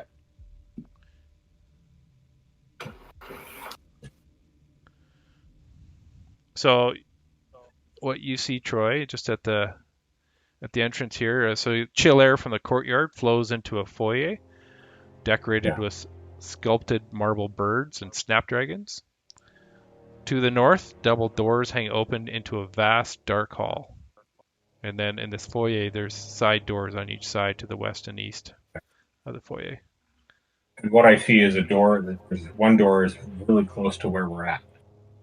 And The west door is closed and the east door is open. Yeah, the east door is open. Well, for stealth, we should probably go into the east door that's open and be easier to sneak in, so to speak, right? Troy, to give you an idea of what the What do you other guys think? players see, they see about 5 feet in front of them, like one square. Then it's Yeah, all I dark. think I should light a lantern. Literally, this is the edge of my Yeah. view.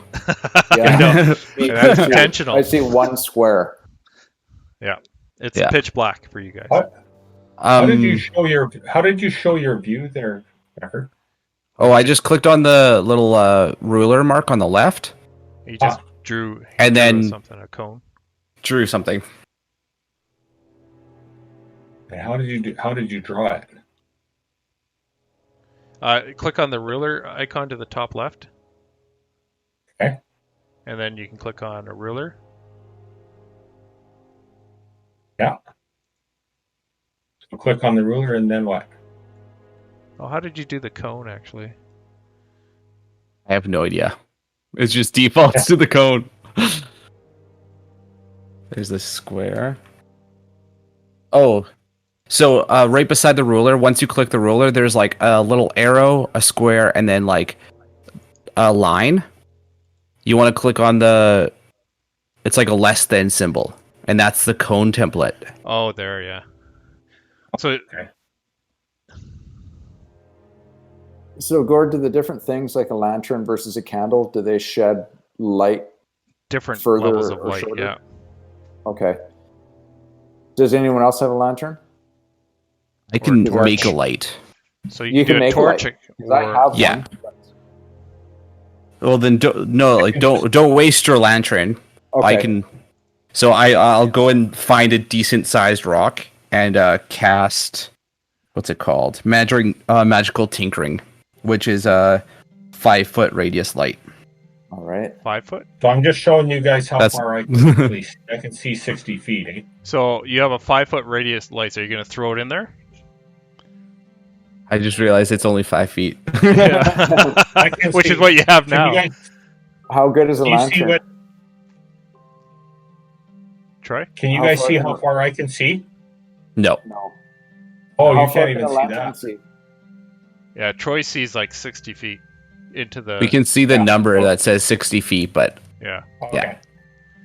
So what I How can far does your do, lantern if show? you guys want to cast the light spell on a person, then I can change somebody actually has light on them, and they can emit light for everybody else.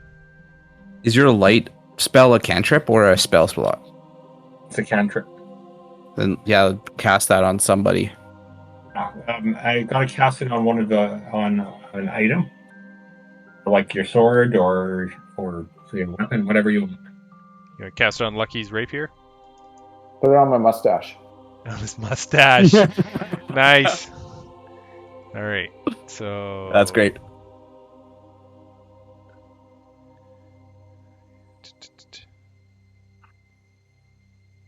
Now, Gord, it also has a hit DC dexterity 10.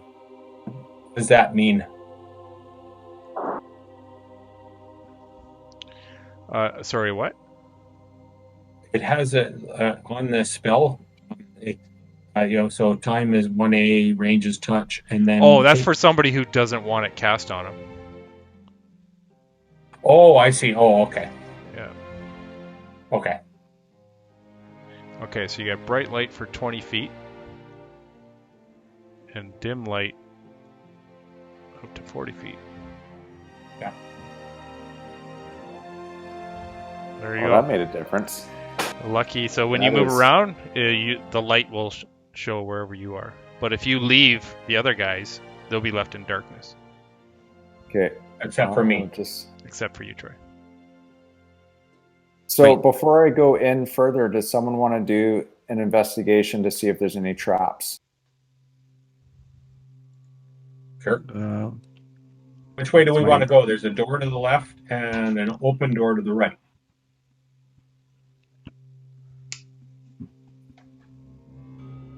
Do you want to scout the right door? I agree.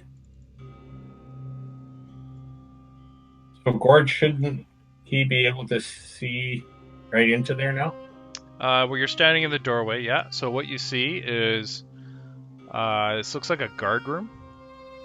There's a rack with a few rusting pikes and shields stand against the east wall of this small, dusty room. A window in the south wall has been bricked shut. On a side table rest playing cards and a few small stack of coins. Well, let's get the coins. But sneak in? There, you see 3 skeletons in rotting kind of armor and livery. They lie sprawled on the floor, their hands locked around each other's throats. or sorry, that was 2 skeletons. And, sec.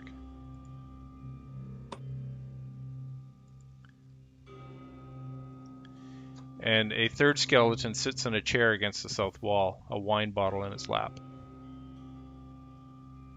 Is there Can we grab anything the that can hide under anything in there, Kevin? I mean, Lucky? Well, I'll do an investigation. Do I need to, Gord? Sure. You could roll an investigation.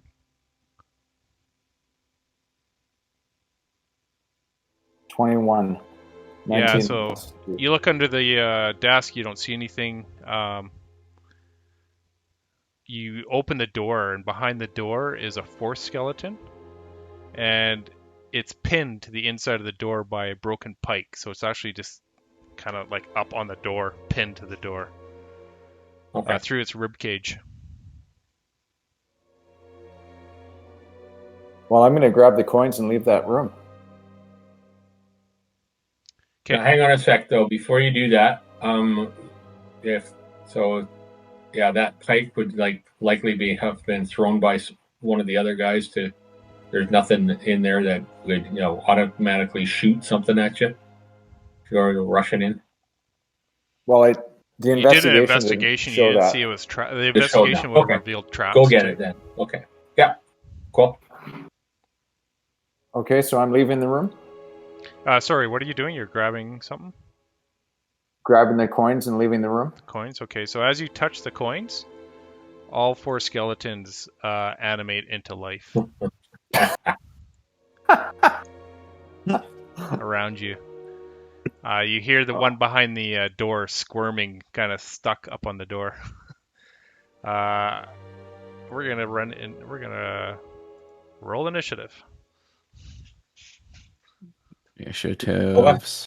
Who does that? All of us at the same time? All of you. Yeah. Stelgorth. Oh, that's just a. What is that? A 20? Yeah, roll a d20 and then add your. You just click on your initiative bonus right in the middle the of the initiative page, bonus. right beside Okay. your armor class, Okay. and it should Yeah. give you a roll. Okay, I got a 14. That's 14. What's for your intelligence? Your dexterity? Mine is. Who's mine? No, the guy that rolled 14. That was mine, and it's 17 dexterity. Yeah, if you guys 14 tie, too. if you tie, the higher dexterity person goes first. You got a 14? Yeah, Yeah, but I we go both- second. Okay. I got a After the- 19. 19. My dexterity is 12. Okay. I also have a stealth is a disadvantage. But can we try something? Can I run out of the room and shut the door? On your turn, you how can. do we do? But there's gold in there. The gold is in his hands now. He grabbed it, but the coins were cursed to bring the skeletons to life as soon as somebody touched or tried to take the treasure. Yeah, let's just try. So and close you the door actually then. got So 3. Troy, if I'm going to try to close the door, you have to make sure you don't come in. That's right. Okay. So on your turn, you can move or do whatever, but right now you have to wait. Hart, you're up first. You hear this moaning and creaking coming from bones creaking coming from this room that Lucky just walked into. And Maybe a Lucky little- is still in the room. And so you guys can actually, as a free action, talk to each other. Like, get in there, or watch out, there's stuff in here. You can talk to each other as a free action at any time. well, I'm I just think- going to say. Go ahead, Kep. I just think if we can get out of there and shut the door, that'd be great. And I don't really want to be in there in that small space with them anyway. So they don't know there's anything wrong in there. They just know you went in there. Oh. Right. So unless you say there's skeletons in here or something, they won't know. Oh, I see. Okay. Hey guys, there's skeletons. I want to run out of here. Okay, Hart, it's your turn. You're up first. I just move into a defensive position and by the door to close it. Inside the foyer? Yeah, because Lucky's in the room, right? You don't want to close the door and lock him in there? I know, but I want to be positioned such that I can close the door as he's running out the door. Sure. All right. So if you want to move your guy Okay. next to the door, you can. Oh, you're still on the measuring. You got to click the person, the top left icon, and then you can move him. Are you guys all engineers? Becker, I actually don't know what you are. I'm an engineer, yeah. Yeah, I was just thinking all those Well, lines and sorry, stuff Kevin. look very engineering to me. So Troy, you have to click on the icon under the anvil at the top left with the head and the shoulders. Then you can move him. Oh, okay. I did move him one to move him right in front of the doorway. Is that reasonable? If you want. So that he can get past still? Yeah, And then I and you can can close see the door these as he's skeletons, so running you by? could actually attack one if you wanted as an action. It's up to you. Or you can hold an action saying if something. So to hold an action, you have to give a trigger and then what you're going to do. So you say you can hold an action saying when Lucky runs out of the room, I'm closing the door, and that's your held action. Okay. Perfect. Yeah. That's exactly what I'm going to do. All right. Skeleton number 1. Which one is that? Oop. Don't want that.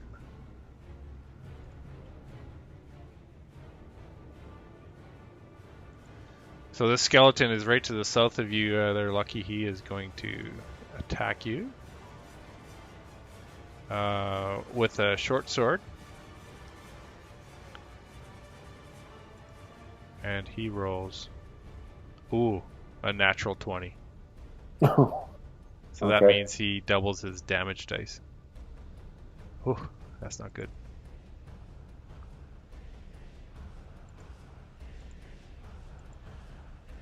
And so he rolls for 8 points of piercing damage. Oh. So does that mean it's 16? No, that's the total, 8 points. So what I Okay. did is if he had 1d6 plus 2 of damage, So I changed it to 2d6 plus 2 of damage. That's when you get a critical, like a roll of 20, you just double the dice that you roll for damage. And that's that skeleton's turn. Second skeleton. He's going to take a swing at you too. With his short sword.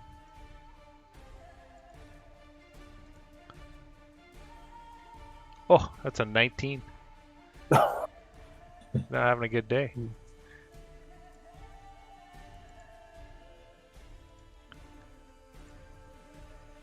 And that's for 4 points of piercing damage. You're bleeding Lucky. profusely. It's your turn, Lucky. Okay. Well, Lucky is going to run out of there. So what you could do is bonus action, or you can disengage, then nobody gets an opportunity to attack on you. Okay. Because if you just run out, roll you'll get two guys taking a swing at you. Okay. I'll disengage. Okay, and then you can move out.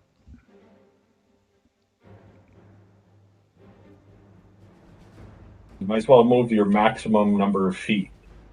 So this door then closes. Now, do you want to move away? Yeah, you probably should move away enough so that if there's anything else in the area, you're not going to get hit. I think that's my maximum distance right there. It was 30 feet, wasn't it? That's the maximum in a move? 30 feet, yeah.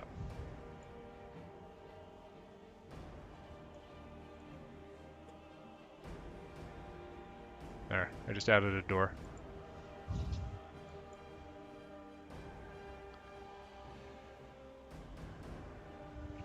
So, Hart closes the door. I guess you're holding it shut. And you hear these moaning in the room behind the door. Lucky, that's your turn. Stelkorth, what are you doing? I'm going to walk into this room and figure out what the hell I'm doing. All you heard was skeletons, and you see Hart holding a door closed. So, he's holding the door closed. Yep. Do I know where Troy went? Kevin? You saw him running out the door. He's in the courtyard with Catherine. Oh, okay, I see him now. Yeah, I'll ready my bow, and I'll hold my action for if anyone comes in range of me. Okay. Right. So held action.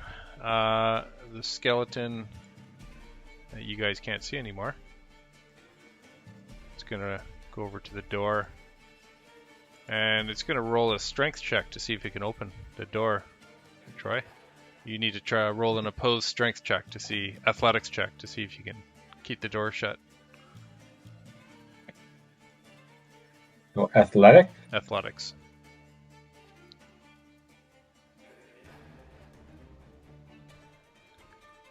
Dirty 20. Yeah, this thing rolled a 2, so the door handle just wiggles a little bit, but there's no pull on it at all. You have no problem keeping it held No shut. traction on those bones. No.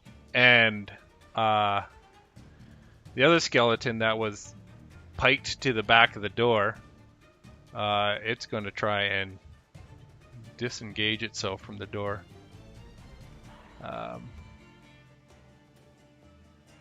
And you hear it kind of fall off the door and fall to the floor. All right, Catherine, she's just going to hang out outside because she doesn't want any part of that. Hart, you're up. You're holding this door for your dear life. And you hear moaning on the other side. Looking to see if I got a rope. Are you going to continue holding the door or what? Well, I'm looking to see, do any of us have a rope?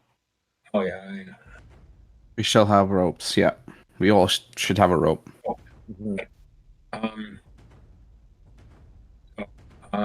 Let's see. I want to take a rope and tie it to something. Tie the handle to something and then Yeah, just get so out. on the southwest corner of that foyer, and it's kind of on each corner of the foyer, there's kind of a pilaster, kind of a decorative pilaster you could wrap the rope around and then tie it to the door handle of the door. Yeah. And you're gonna have to let go of the door though. So you could tie the door shut, but you got to try to keep the door shut with one hand while you're tying, or have someone else try to tie it for you. How do you want to do that? You tell me how you want to do it. Because are you going to let go of the door handle while you're tying it up? No, because it can just slip on real fast if we have. Yeah, so you can ask someone to help you or whatever. Yeah. You guys down with that? Just lock them in and carry on? Yeah, lock them in. I bet the tinker could make something. Probably. All right. To keep it closed? So that could be you're saving your... I bet the tinker could make that lock just fix in place. That's probably true too. You want to try that, Becker? You could roll in can I check with that? That would be your move. So it's either that or we just, or like get you to give, grab a rope, throw it on the lock while I'm holding it. What would your check be there? What is your proficient in, Becker? Your character. So proficiency, where you see the dark dot around each check, that means you're proficient in it, and your proficiency modifier is added to that, as well as your that's how that works. So sorry, what are you proficient in? In Arcana, Deception, Insight, Perception, Persuasion, and Stealth. Okay, why don't you roll an Arcana check to see if you can tinker this lock, because there is a lock there. 15. 15. You kind of work your tools in there, and you kind of quickly build something or try to jam it in there and get this lock closed. And you hear a click. You're not sure if it's working or not, but you do hear a click.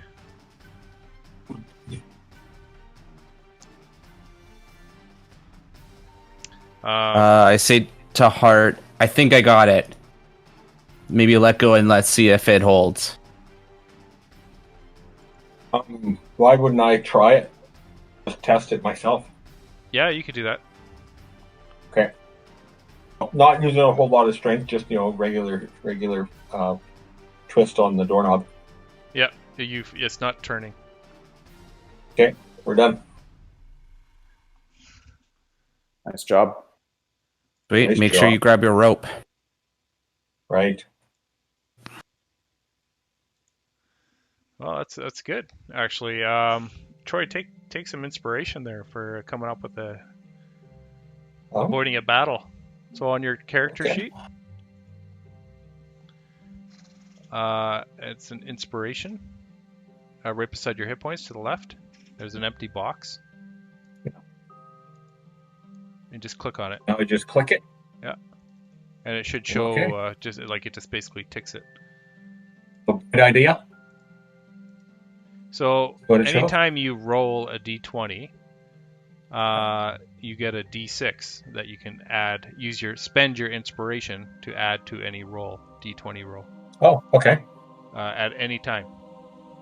But once you've done it, then the inspiration is gone. Okay. Okay, well, may we all have great inspiration. Will that, because I'm the Arcana, will grant it to Odin's just pulling something down at me. How's that sound? Yeah. I don't recognize your voice. There's no accent. What? Right. That was brilliant. And Lucky, Yes. you got 3 gold pieces. Okay. If you want to add them to your equipment. Nice. Well, I'd like to share them. I'd like to add 1 to each person. Okay. Well, No, you keep it. I've got more than you do. there's more here of this too. There's 3 gold, and you can pool money, right? You guys can. Okay. So you got 3 gold, 11 silver, and 35 copper pieces, and you got a playing card set. I did? Yep. Well, it was on there. It was kind of underneath the coins, and so you just kind of grabbed everything all at once. Okay. And where do I put that? It just goes into your inventory. Okay, so at the search bar, just playing cards? Yeah, you go under Manage Equipment, and if you just type playing cards, Equipment. it might have to be a custom item. I can add it to your thing later. It's not a big deal. I'll add it to there your it is. inventory Playing later. card set. It's right there. Oh, did you find it? Yep. Oh, perfect. Then just add that. Got it. All right. You still hear scraping on the door and some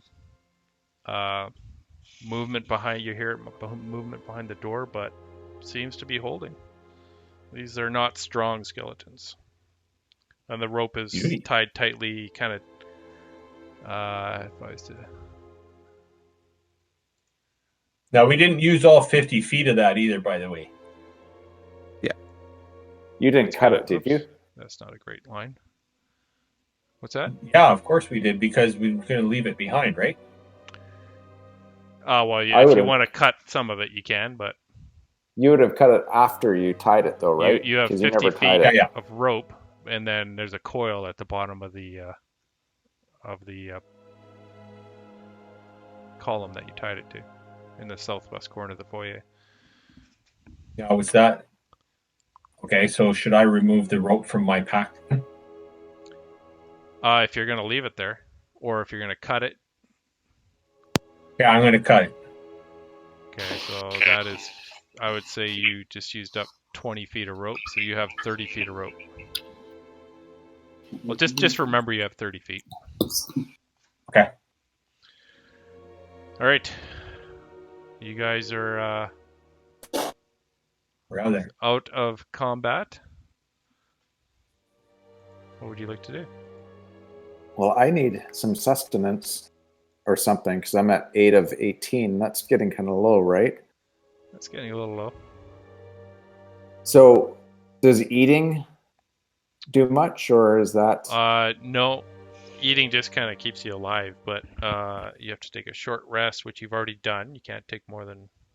Well, I guess you could take one. You got a young lady that can give you some healing right now, too, though, right? Or do I use that potion later?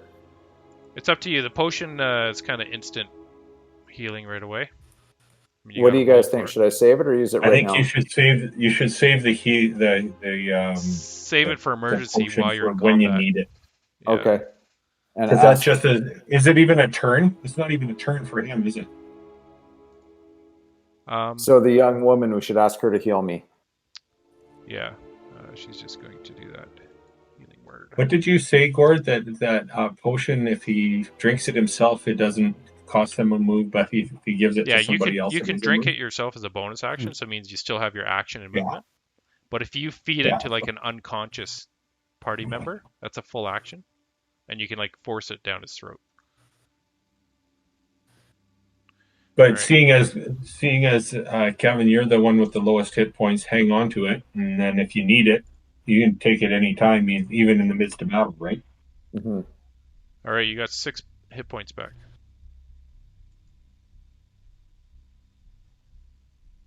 Okay, hit points back.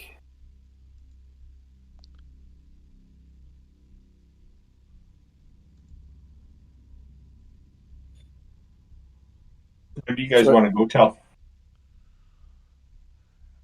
We usually try to stop right around now. I don't know. Did you guys just want to check out the other room and then call that? It's up to you guys. I'm probably getting pretty close, but if you guys want to play a bit longer, I could, but pretty close to now. One more set of actions and call it? Sure. Okay. Yeah, let's do it. Quick question, Gord. Yeah. When I play... Sorry, you got 8 points of healing, not 6. Oh, okay. It's a little better. Yeah. How fast do we level up in this? Like, how does that work? I do milestone. So basically, when you guys have completed a mission, or usually what you do is you fight stuff or you accomplish missions, you get experience points. I don't like doing that. I basically just say you've done this and this and this, go up a level. Oh, okay. So it's just more of a call on my side. So yeah, sounds good. Ultimate I think I healed myself too much. I think I'm at 16. No, that's good. Change that. So you got 8. You had 8, and you just got 8, so that would be 16. Yeah, 16 of 18. Man, I didn't know my guy was so wimpy. Bit disappointing.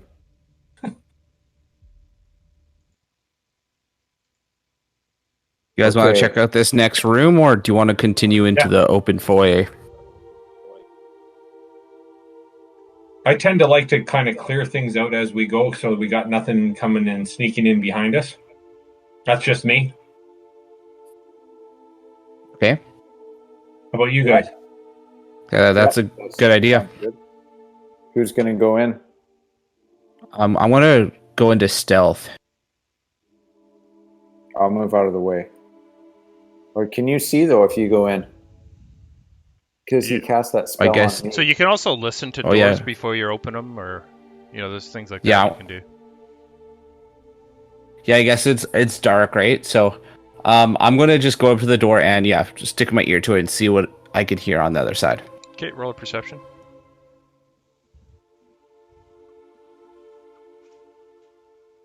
Dirty 20.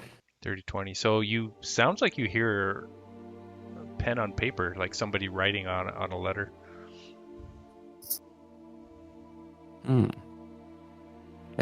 I speak to everyone and say, I think there's somebody in here. What do you hear? I just hear a pen on paper, like somebody's writing on parchment. I think wizards right away. Yeah, that's what I think too. Yeah. I don't want that thing coming out the door and attacking us. Should I try to stealth in there? Yeah. Yeah, let's try that. Give us some vision. That would be great. Okay. Roll a stealth check for me then, Lucky. Okay. So how this would work is you would crack open the door and just peek in. Yeah, that was a really bad roll. I've got +7. I rolled a 3, so I've got 10. Oh, all right. 10 altogether. It's going to move you out of the way there. Oh, okay. I can't be in the same spot? Oop. No, you got to move out of the way there. So you try to crack open the door, and a wind kind of picks up and it just blows the door open. And it's a small, dusty room. It's shrouded in cobwebs. There's a rotting cadaver wearing moldering purple livery, sits behind a splintered mahogany desk. He has a pen that's writing on a letter, but there's no ink left in it. He's just writing nothing. On the wall behind the desk is a row of pegs. An old gray cloak hangs from one of them. Also on that wall is a placard with several keys attached to it. Above each key is a small label. And this creature, he looks like he's an undead porter. And let me just show him to you. Doesn't quite look like that, but he looks like basically someone who works at a hotel or a porter, but dead and rotting. He looks up at you, and he says in a dignified voice, "Welcome to Bright Blossom. May I see your invitation?" Okay. Well, I think I should try persuasion on this guy, because I've got +4 persuasion. Yeah. And he's seen you. He's seen me. What do you want to say to him? Because depending on what you want to say, I may give you advantage or disadvantage or whatever. Well, guys, what do you think? I was thinking I would say we're guests, and I'd like to get my keys. Sure. Yep. Does that sound good? Yeah. Okay, All right. should I roll? Roll a persuasion check.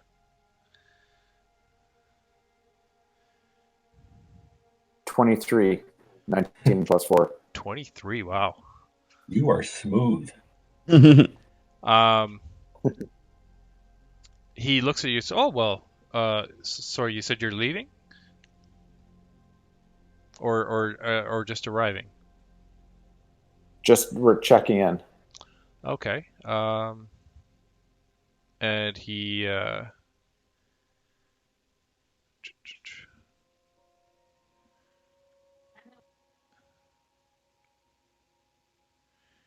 Can you say where which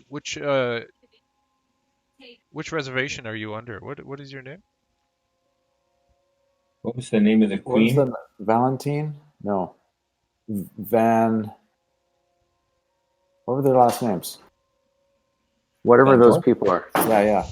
The Van Thorn. Are you telling That's me? our name. Van Thorn. Van Thorn? The Van Thorns. Doesn't ring a bell, but it seems like our documents are in a little disarray here. Have you been to Bright Blossom before?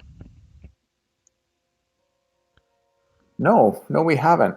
Tell me more about it. Oh, well, first of all, do you want to check your coats? And he offers a little crumbling, brittle coat check card, and he's kind of holds it out to you.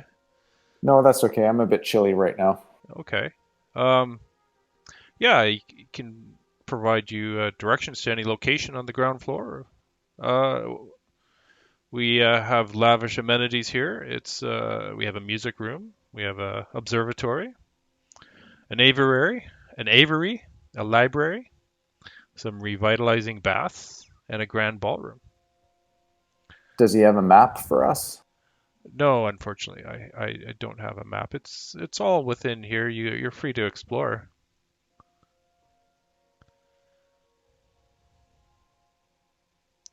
It's a very small room, isn't it? Oh, this is just my office here.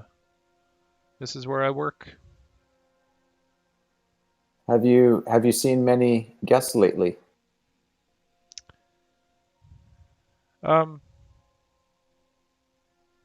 No, I haven't seen any for a long, long time. You haven't seen a young man come check in? Maybe a couple weeks ago, I thought I heard something out in the foyer, but nobody came through the door. Okay. I use insight to tell if he's lying or not. Sure, roll an insight check.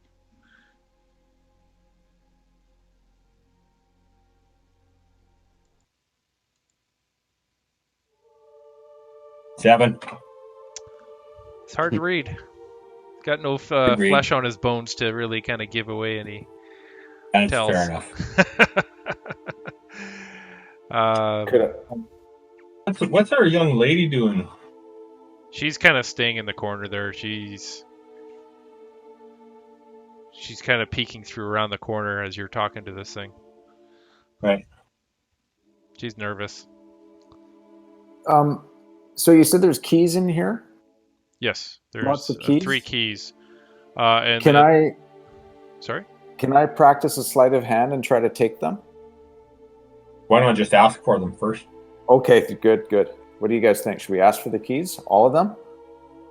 You said that we've got access to everything, right? To give you guys an idea too, if you guys are making plans or asking opinions, yeah, you gotta assume you're doing it out loud, and that other people can hear you.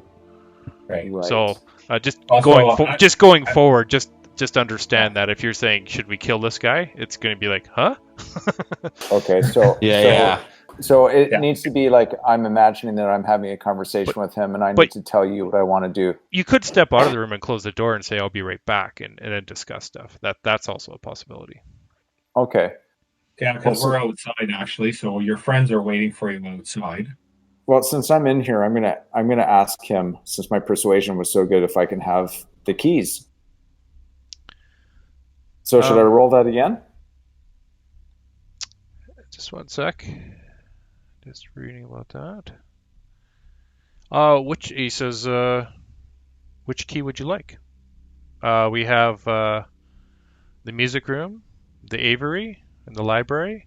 And he looks for a fourth key for the ballroom, and where is it? He's mortified to discover it's missing, and he apologizes. But he says, I do have keys to the music room, aviary, and library.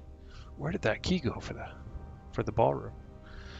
Well, sir, I would keenly like to see all three of those rooms. Very interested, and wouldn't want to bother you, with your writing that you're doing. So I wouldn't want to have to come back and ask for the others. So could I just take all three for now? Sure, yeah, just make sure you return them. And he provides you 3 keys for the music room, the aviary, and the library. Thank you kindly, sir. And I'm going to leave the room.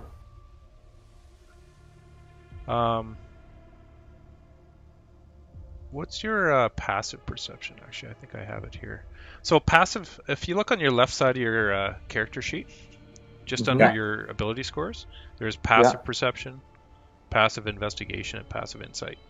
So what that does is it kind of tells you, like, passive perception is how good are you at noticing things without doing an actual check, saying I want to look around the place.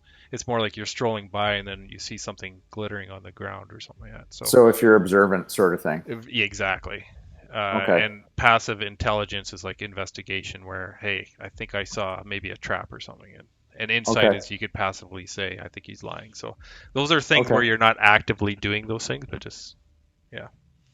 Oh, so we don't have to roll for any of that? Exactly. So I would just need to know what's your passive intelligence or perception, and then you might see something that you would normally wouldn't be looking for. So my perception is 11. Passive perception is 11. Yep, I saw. Oh, you've got all that stuff there, I guess. I do, yeah.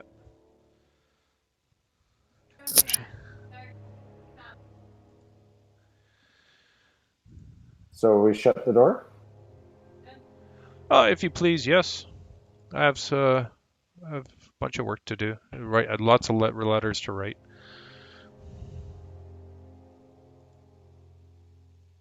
All right. Well, Lucky's feeling good about that. Hi. You feeling lucky? Yeah. Lucky. Good. Well, why don't we stop the game there? Thank you for joining us on this short adventure episode of The Secrets of the Blind Palace. We would also like to thank our perilous partner, Describe. Describe is a fantastic website database resource for DMs, providing searchable professional written descriptions of things such as items, areas, spells, creatures, and much more. Also consider joining Perilous Pursuits as a Patreon member for additional perks and exclusive content.